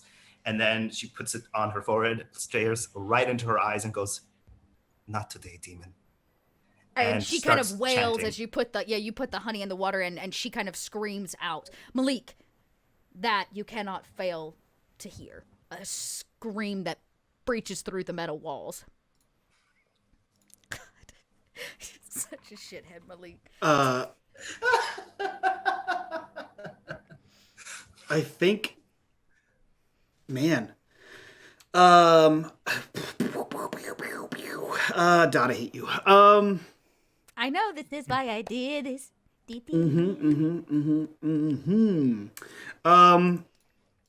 Dot, I'm gonna put on my GM pants here for a second. What do I need to roll to avoid mind point damage? This is would be against your will in that regard, right? Isn't that what it is? It's a will check. So wits. Wits, that's what it is. Wits, so your mind points are based on your wits. Yeah, so I think this is actually more your empathy. So would it be a manipulation check? Yeah, she's trying to manipulate you. Okay, so I'm gonna roll that and see if I can not. Had Okay. the urge to. Okay. Yeah. So I think Malik grits his teeth, and he picks up his bowl of noodles Oh, you dick. and his warm beer, and he looks at the hallway that everyone kept running in and out of, and then turns towards the stairs and walks towards the cockpit. More distance, and the camera then cuts again behind metal walls. She is wailing and screeching. Some would call a succubus, others a demon, Jinn. Different words, same meaning. She rips at Lumara. You can see as Lumara pulls on the hyper rope, it cuts into her wrist a little bit. She bleeds. You can see in her chest what we would liken to a hand. Claws press against the inside out as it tries to rip her open. This time Lamara screams, not the monster. Lamara, it'll be okay. We're going to get you out. The physical pain, it will go away. Her head turns to you. You Be see strong. her blue eyes, Tamir, and she weeps blood. And she says, "Where's Malik?"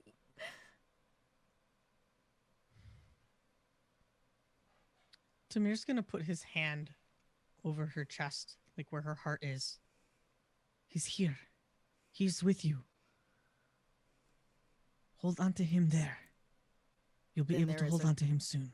A cruel laugh. Her eyes feel jet black again, and you feel a hand from inside her chest press against yours on the other side of fleshy skin. Tamir like repels back. By the way, content warning, this is a horror game. I would call this cosmic horror and possible smooches if all goes well. What the fuck? The bot Also just bad. said that in chat. Hey, Cosmic thanks, horror bot! and spooches. Yeah, yes, this would be that horror we talk about. The creature laughs.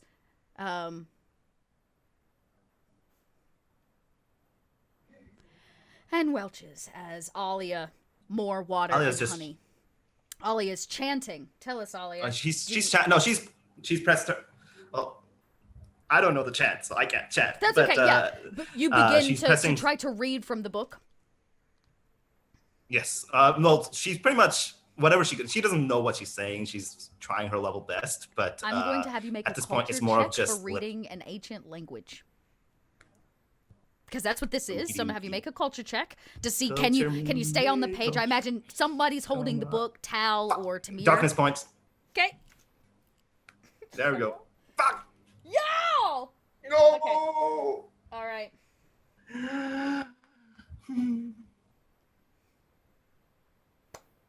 Oh, Dear shit. Lord, why now? Yeah, that's okay.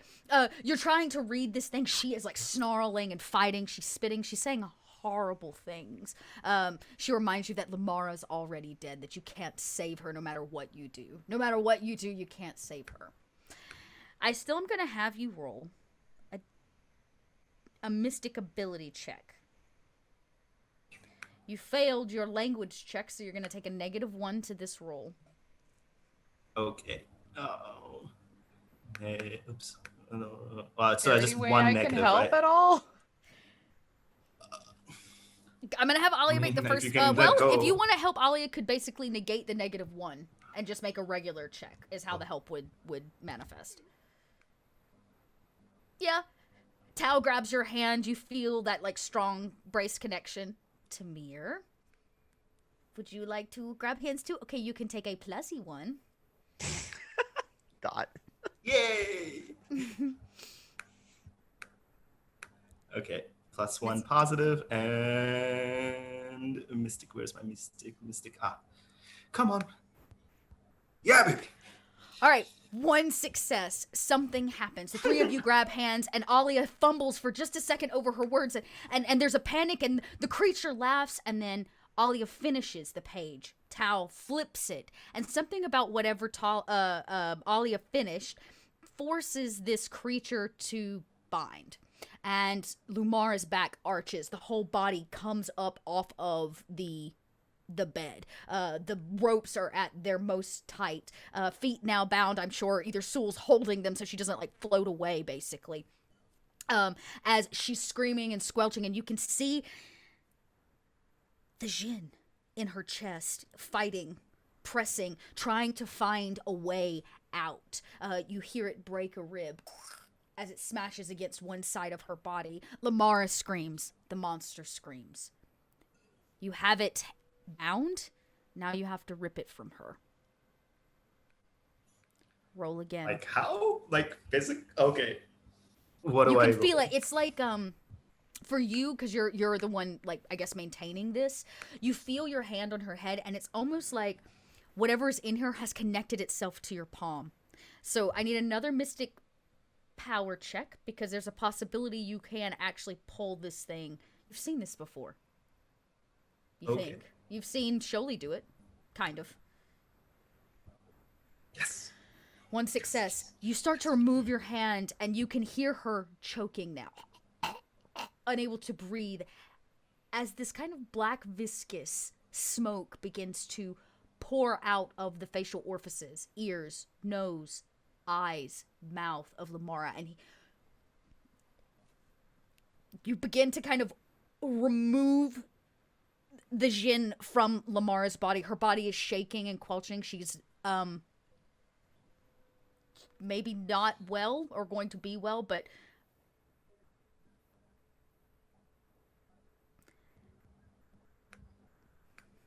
how bad, how mean do I want to be?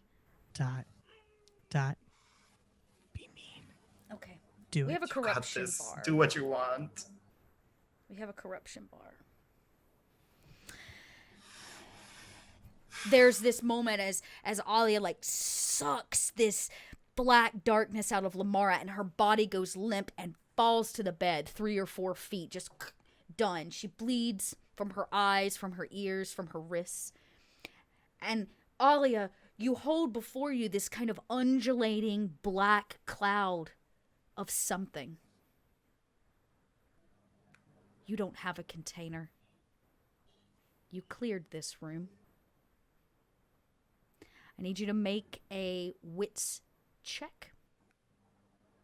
Okay. Actually, I'm going to have don't all think- 3 of you that are connected to this are going to make a wits check. That is a bad idea.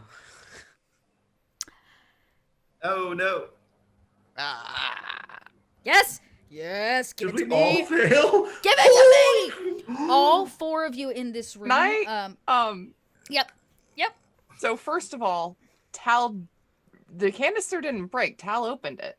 So That technically we canister still is do unstable. have... You can't Okay. put it back. It's going to burst open. That's what we learned. That canister is That's done fair. so. I want to give you another darkness point. That's up to you. What? Can I just say one thing though? Like that it can be any canister because Sholey put it in a water flask the last time. She put it in So, like as long as it's a ceramic water jug. Yeah, like just something that you carries something. So like, I will like say mundane this, items. Soul's It doesn't not, even like, have to be something special. Soul's not directly connected, so Soul, you actually are not going to take any damage, but you can see the 3 of them. All 3 of you are going to take 3 points of damage to your mind track, your mind points.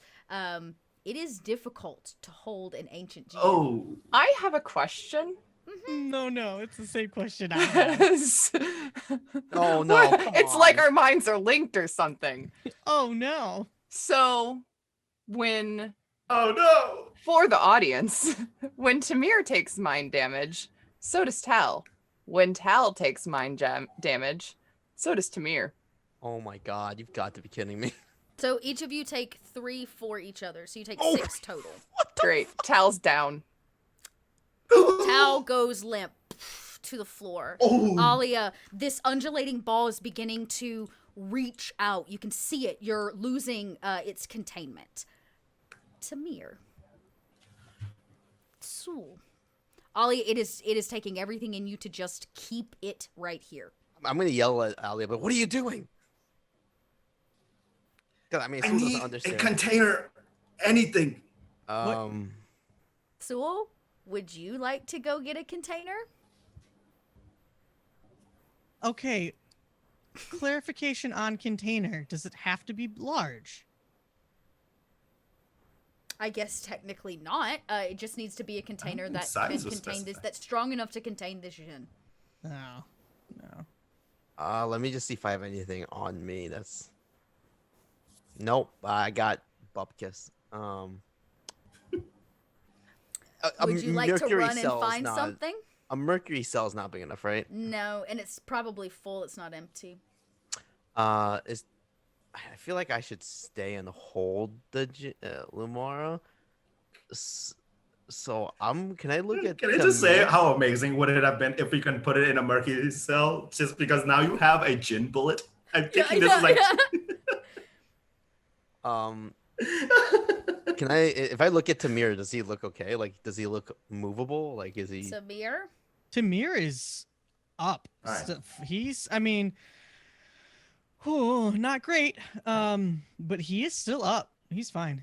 All right, since I seem fine because I don't Although think I take very any damage, concerned about Tal. I'm gonna like just do everything I can to hold Lamara down, and I'm just gonna look at Tamir and be like, "Run, grab something." So Lamara's quick. body is limp as can be. Oh. Sorry. There's like an undulating black ball of goop that you pulled from Lamara's body that Tamir and Alia are now kind of containing. It's about the size of a basketball, but they need something to put it in. Okay, and if that's the case, I guess I'll just. There's no need for me, so I'm gonna probably just run. Sul, What? get Lamara out of here now. Okay, I'm gonna ragdoll pick her up and just run out. With Lamara or Tao? I think I would take Lumara. You're gonna take Lamara, not Tao. Okay. I think because Tamir yelled at me. Would I be able to take both? You can make a force check to see if you can grab them both. I'll try that. You'll easily be able to get one, but if you want to get two, you just need a success I'm gonna try to do two. to carry them both. Fuck. I'm giving you another darkness point. I'm sorry. Get them out of I there. think Mike just broke it down. Like, you don't even need to like force her out, right? She's like at the point where she still can. Yeah, she's not respond unconscious. to She's just simple like, commands. yeah. She's having what is basically an anxiety or mental breakdown in some way. There's like, she's not like passed out. Tao's just, She crumpled to the floor and there you go. and is in like the fetal position, just kind of rocking. For sure. Fuck. So maybe you grab Tal's arm to like help her up and get her out, and you're able to toss Lamara over your shoulder as you exit the room. Malik, Sul rounds the corner with Lamara's body, and Tal is kind of being drugged. I wouldn't say against her will, just she seems to be struggling. Tears just down her face. He looks at Tal for a second, and then looks at like Sul. Sul, do you look panicked? What does Sul look like? I don't think so. I don't think he'd be panicked. He's more because this is more of like orders. Mm-hmm. So he's not really panicked, but he's definitely not like dotty. You know. Yeah. Are you headed to medical bay? Yeah, he walks towards you. Like he drops whatever he's holding, which would be the bowl of noodles and an open half drinking warm real beer. Quick, I would not be heading to medical bay. I just want to get them out of the room, and as soon as they're basically out of the room, I'm gonna just drop them and look for a container. Yeah, you lay Lamara down on like this big main table, and begin searching for a container. This is a mess hall. There are various kinds of containers. I'm gonna just pick whatever's the closest. Hell, if it's Tupperware, I'll grab Tupperware. The closest container is a Vegemite can, like a veggie paste can that you opened. Yeah. It is open, but they just said container. Okay, I don't think he's that stupid. Before I grab the veggie and then get yelled at later on, is there any other container that has like a seal, like a canister or? Yeah, you swing open the fridge to find what is the essence of like milk in this case. Comes in like a container, like a bottled container. I'll take that. Look, you dump all the yeah, it's kind of like a pickle jar. You dump all the liquid out of it. I'm gonna just pour it on the pour ground. it out as fast as you can and exit. Yeah, Malik. as I'm leaving, I want to tell Malik. I yell at Malik like bodies, and then I just run. He runs around the corner, and you're left with Tao, who I imagine is what? Tell us, what state is Tao in? Al's just got tears streaming from her eyes, and she's just kind of standing there. That's it. It's a very like almost the most blank look you've ever seen on her face. But also, I don't think you've ever seen her cry. Yeah. Malik walks over and like picks up Lamara and then looks at Tal, and in probably equally disconcerting levels of like softness, he looks at you and says, "Can you walk? Come with me." And he starts to carry Lamara and lead Tal towards the trauma lab.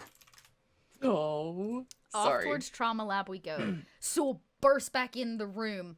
Alia, Tamir, I need you to make another check to maintain it while Sul is gone to get a container. I need another mystic ability check. In this case, Alia can take a +1 from the help of Tamir to make it easy.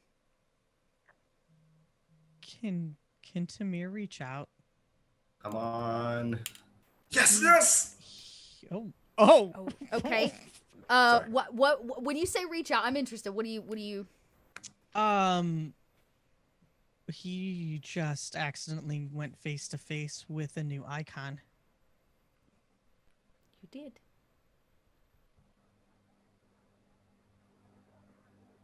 Do you reach out to the machine?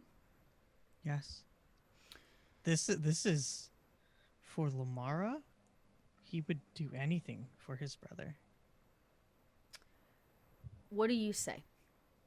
Time kind of stops. It slows down as you watch kind of the black tendril reaches out and Alia squishes it back in, compressing this Jinn into a small ball about the size of a basketball or soccer ball. But it's all very slow motion as you reach out to the machine.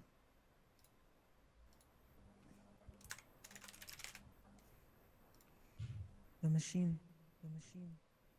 Hear my call. Forgive me for intruding once again. But I need your help.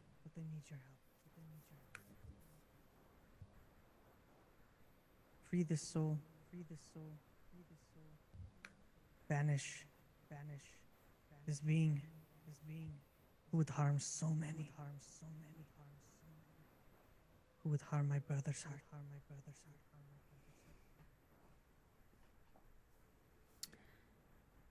And in return,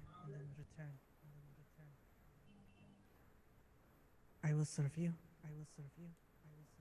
Or fulfill a deed of your choosing.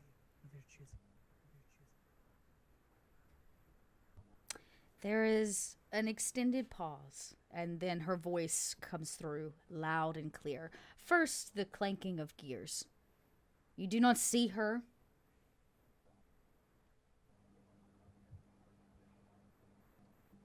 But instead, she places something in your hand.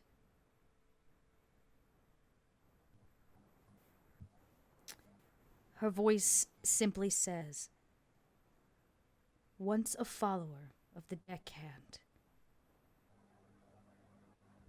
now a follower of the machine.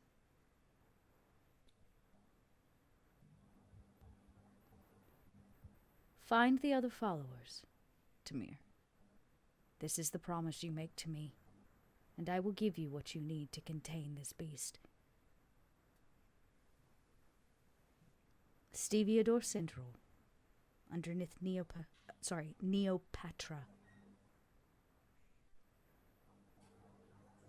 There you will find like-minded. There you will worship me.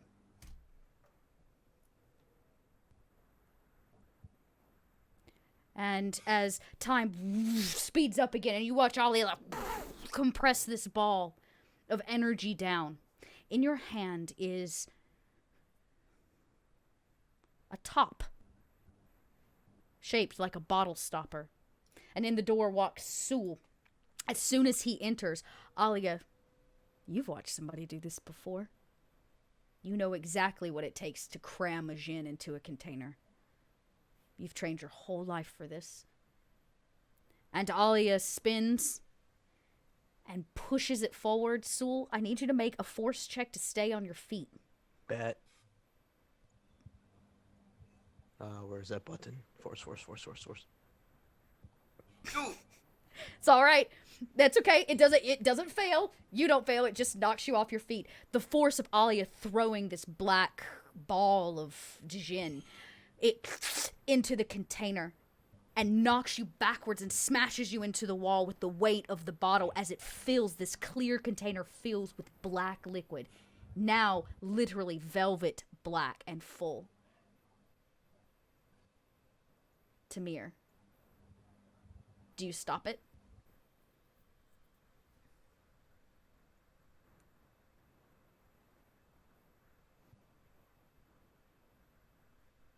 You're muted. I'm muted? Yeah, we at least Not whatever you anymore. said, we didn't manage to Yeah. hear. Test. Hello? There we go. Now we You're got fine. you. Now we got Like- you loud and clear. That's so.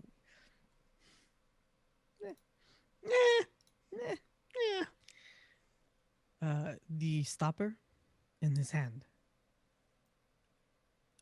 I still feel like time is just sluggish with him at this Yeah. point. Yes, absolutely. I would probably agree. There's a lot to take in. But just feeling that physical item now in a hand that had nothing in it before, hearing the voice, the orders, Tamir will go ahead and place the stopper. Soul is kind of crammed against the wall as this black viscousness is like being sucked down a drain and into this bottle, and you slam this stopper that fits absolutely perfectly into what is kind of an oversized, it kind of looks like an oversized milk bottle. And as you do, this beautiful green top is kind of what it looks like, begins to merge with the glass. It burns and kind of embers, and it even gets hot in your hands, so you may have to drop it as it hits the ground. And as it does, it closes off the end of the glass bottle, sealing it shut, and reshapes it into an absolutely perfect glass orb. It sits hovering kind of just above the ground between Soul's legs. And it's filled with this black, smoky viscousness. Holy shit. There's a quiet that falls over the ship. Except for, of course, the sound of Soul going, holy shit, which is what I want, because that's so perfect. Sorry, you're fucking... But the camera cuts to Malik. Malik leads Tal into the trauma lab and gingerly places the unconscious Lamara down in basically the exact same position that Tamir was just in. And he, like, while he's doing that, he kind of, like, grabs, like, I assume there's some kind of stool in there, and he kind of, like, slides the stool over and just, like, looks to Tal while he's, like, grabbing cables and whatever. He says, sit, please. And as he's, like, getting Lamara situated, he walks over to one of the containers, like one of the counters. And again, almost in normal Malik style, he kind of, like, looks over his shoulder at Tal and, like, side-eyes her, and then opens the bottom drawer, and you hear, like, a as something inside the drawer opens, and a light snap, and then he closes the drawer, and he hands her a piece of chocolate and says, eat this. And then he goes back over to Lamara and begins to continue to deal with her. First, make a medicurity check. Take a +1 because you are inside of the actual lab. This one's for Tal. Is the trauma lab a +3 or a +1? I think it's a +3. I wrote this down. It's Med like lab. super great. Oh, I do have a trauma. We do have a trauma lab. I think it's actually a +2. Okay. If I remember correctly. That sounds good to me. Trauma lab. Where is it? It's on here. Yeah, I definitely have it written. I was a goober and didn't put what the bonus was. I think it's a +2. Oh, Well, that sounds I know, sounds that's good. my fault. That's This is for Tal, you said? This is for Tal. Failure. Tal, the chocolate's good, but you don't feel better. That's fine. There's only Tal, so much I can do. Being told to sit in the chair, Tal just quietly goes over and just nibbles on the chocolate. At Still least you have crying. chocolate. Yeah, crying. Probably staring at Lumara's like limp body. Her wrist, her ankles are all bleeding. Her ears, her nose. All right, I'm gonna roll for Lamara, I assume. Yeah. If you're trying to tend her in some way. I'm gonna give you a darkness point. Great. Cool. 2 success. Okay. That is significantly better. You are able to run diagnostics on her, is the first thing. Mm-hmm. Diagnostics say she is breathing. Her heart rate is a little low and she's lost quite a lot of blood. She has some major internal bleeding, a few fractured ribs, and Yeah, that's what you can kind of tell from this. You are able to patch her wrist and stop the bleeding, the wrist and the ankles, and kind of, you can see that her nose has stopped, her ears have stopped, most of that is dry. I imagine you put her on an IV of some kind, like a drip. So, Dot, I'm gonna roll several more dice here, because we were fucking way off. How much were we off? Trauma Labs +4. Oh, damn! Yeah, Twice as much. Yeah, so give me two more for Tal, and then 2 more for Lamara. Yeah. So this is for Tal. No 6s, and then for Lamara, also no 6s. Okay, no 6s. cool. Okay, so that's okay. That's good to know. I actually, you know what? I'm gonna put that right now on the. Let me +4. Done. Bonus +4. I'm writing it down so we don't lose it. Yeah, that's just crazy. She is very weak. She's a bit emaciated. She's a lot thinner than you remember her. Her hair seems unkempt and frazzled. Yeah, I think he's going to do his best to take care of her in the same way like he was doing to Tamir, and like get her situated. I'm trying to figure out what the trauma lab actually has in it. Would it have? There's actually a pod that Trauma Lab's actually, there's a pod you can put people in, like a medical pod. Yeah. So I know that it has like 100 treatments worth of stuff. Do you think that would include? Because I know it has like T doses and M doses and that kind of thing. Yes. Do you think that would include like universal blood? I would say so. You know, Lamara loves blood. That's true. She does have a weird fascination with blood. Yeah, so I think he would reach into another one of the lower cabinets, which is another cooler, and pull out like a blood bag. And in the same way, like he would probably like hook that up, and then the other side, much the same way as he did to Tamir, a fluid bag. And then he would start like.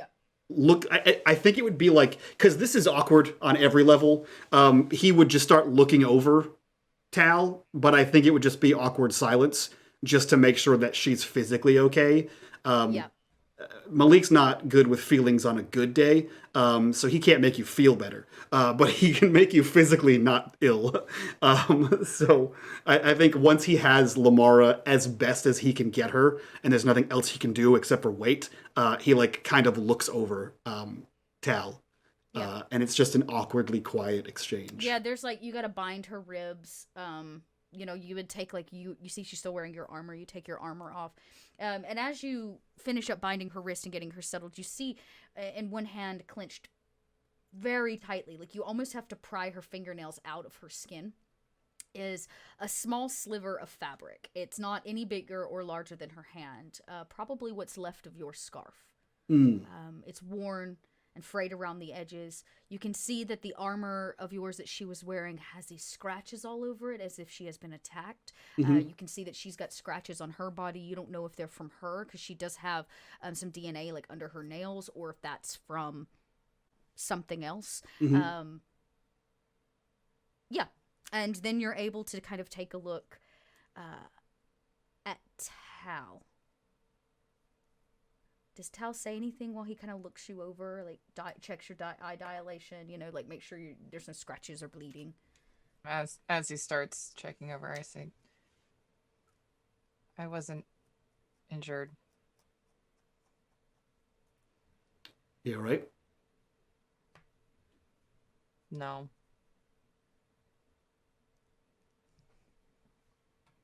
She all right? I hope so. Seemed to be successful. Where's everyone else? Dealing with it. Sewell brought me out because I was apparently useless.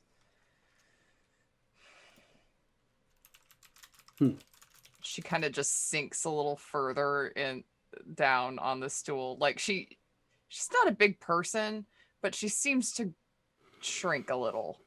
Yeah. Like Tal is just curling into herself at this point. I think he like pulls out another stool and like sits at the side of the table where Lamara is, and kind of faces Tal. And I think he's holding that scrap of fabric, and he says,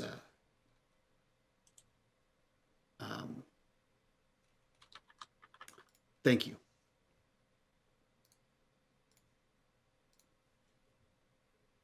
Gotta take care of my crew. Yeah, this is a little bit beyond that, and you know it is. Mara's just as much a part of this ship as you are. As I am. Yeah, but rescuing me was inconvenient. Rescuing Sewell was a little more than that. And rescuing her was way more than that. So thank you. Malik, I know we don't get along. But whether you like it or not, you're part of my family now. So is Sewell. So is Lumara. So is Alia.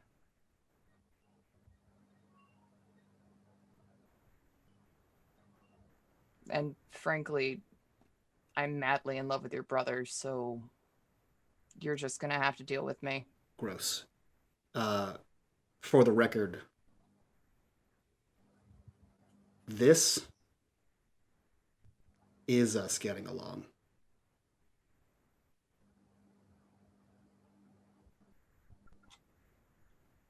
Guess it depends on your definition of getting along. There's the several months I was gone. That's normal. I hadn't seen Tamir in months before we showed up on your ship. So it's either this or nothing. Like literally.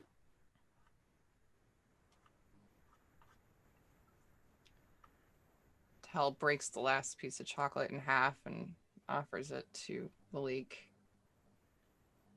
He takes the chocolate. Eats chocolate. Dot, you're muted, but I'm sure it's awesome. Cal, you can clear 1 point of stress. Perfect. And at that, when he puts the chocolate in his mouth, says, "You know, I can't say for sure about Tamir, but I prefer this." Eating chocolate? You being here. You get on my nerves, but he's happier when you're around.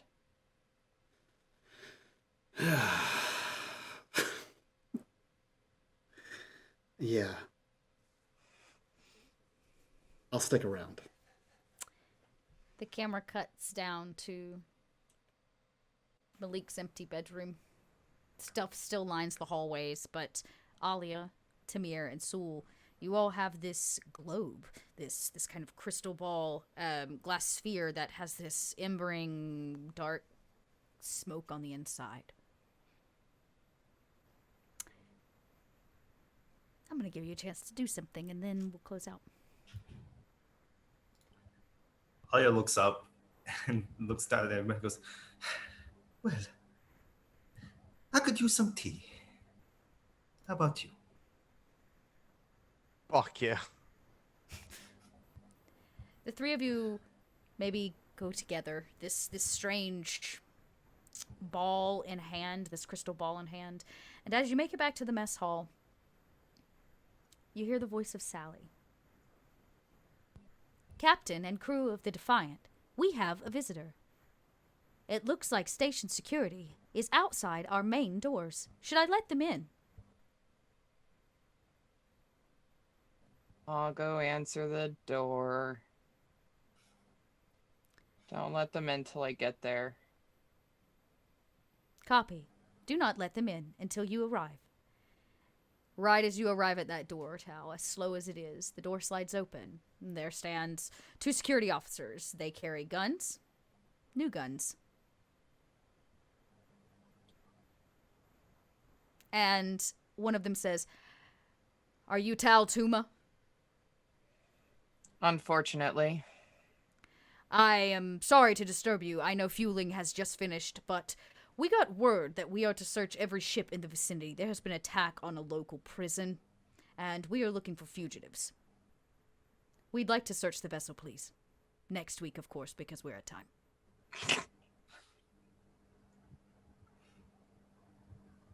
Do they say that part?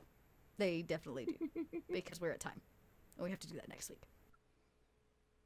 Can we just leave it there then? Yeah. Yep, that's where we're leaving it. You should know your corruption bar paid for security to come search the ship. I was gonna have the Jinn escape, and then I thought, no, I should let them capture it. Because then, one of them is gonna make a mistake. You can just say me.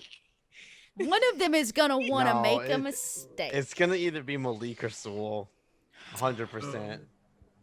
That's true. I don't know. Y'all have a Jinn and a basically, you know, But a Jinn can you in a box. imagine It's a demon gin in a box.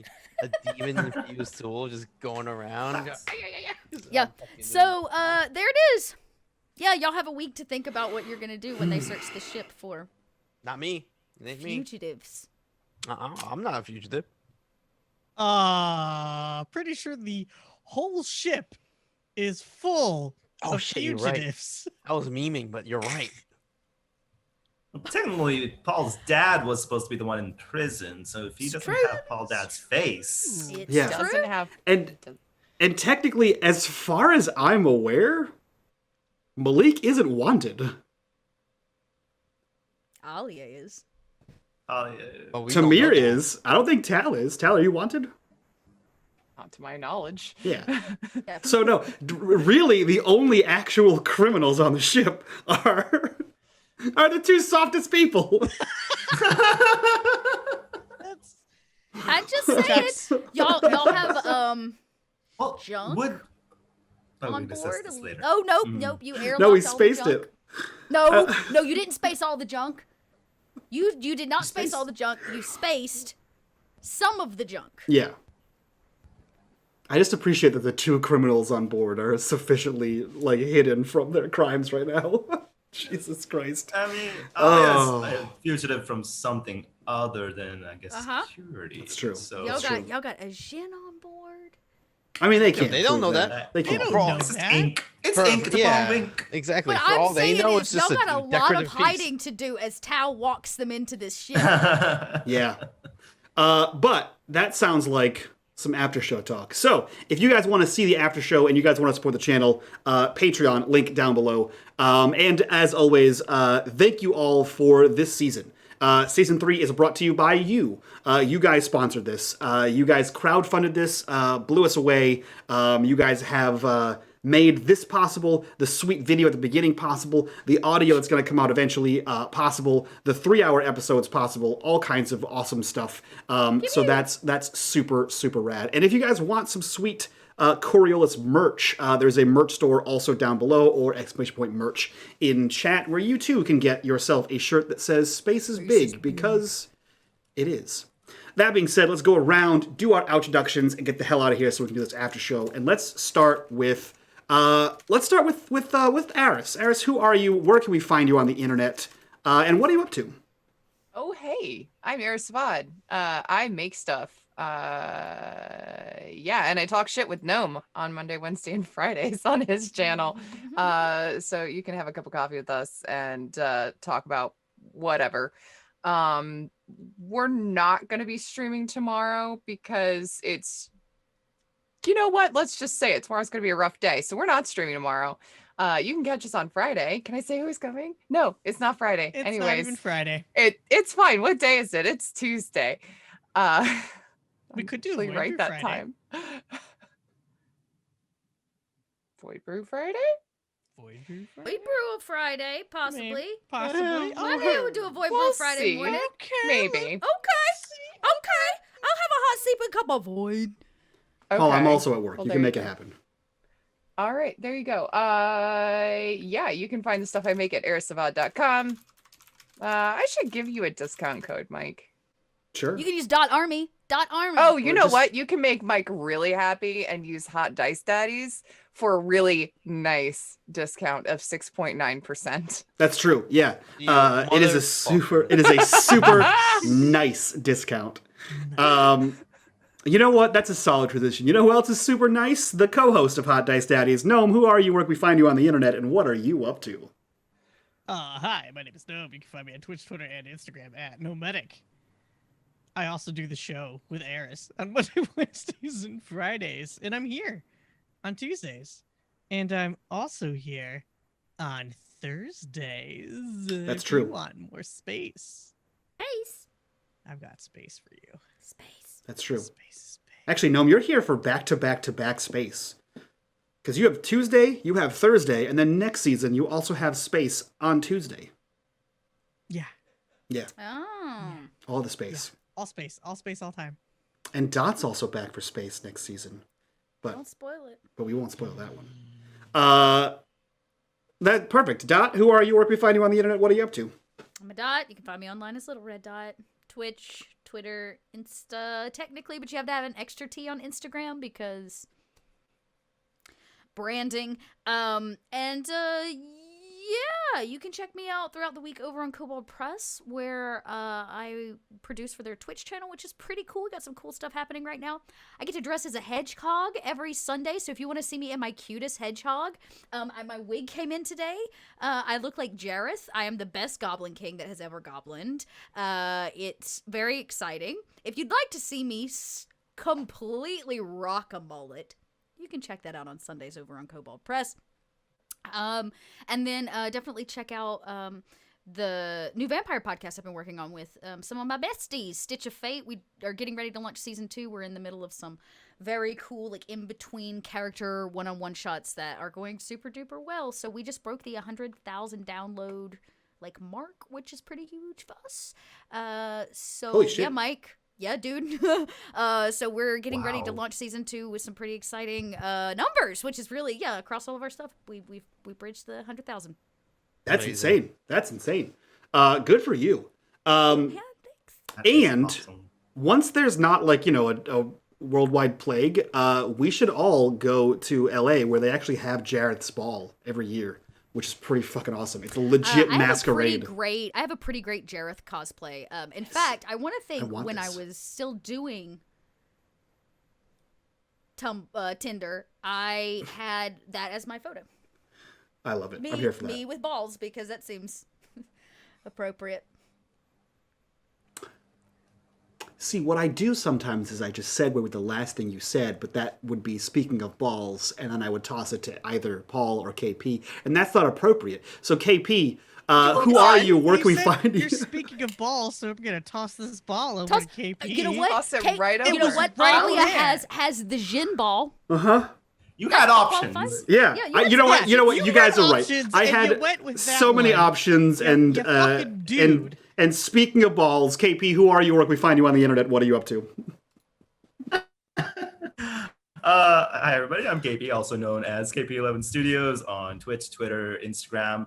I'm a photographer. I do cosplay / portrait photos. So if you ever want to snippety snap a shot and I'm in the area, you can find me, but pandemic, so that is limiting me there. So I instead also do Twitch.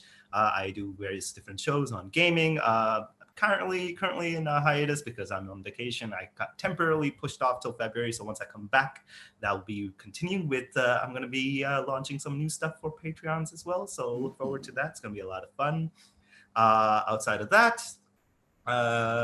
that's pretty much it. You'll find me here on Void. So that's all. Yeah. So like Mike had told us, said you guys made this possible, which also means you made me possible. Like, not giving birth to me. I'm saying like on the show, you made me possible here. You don't on know. the show as Alia.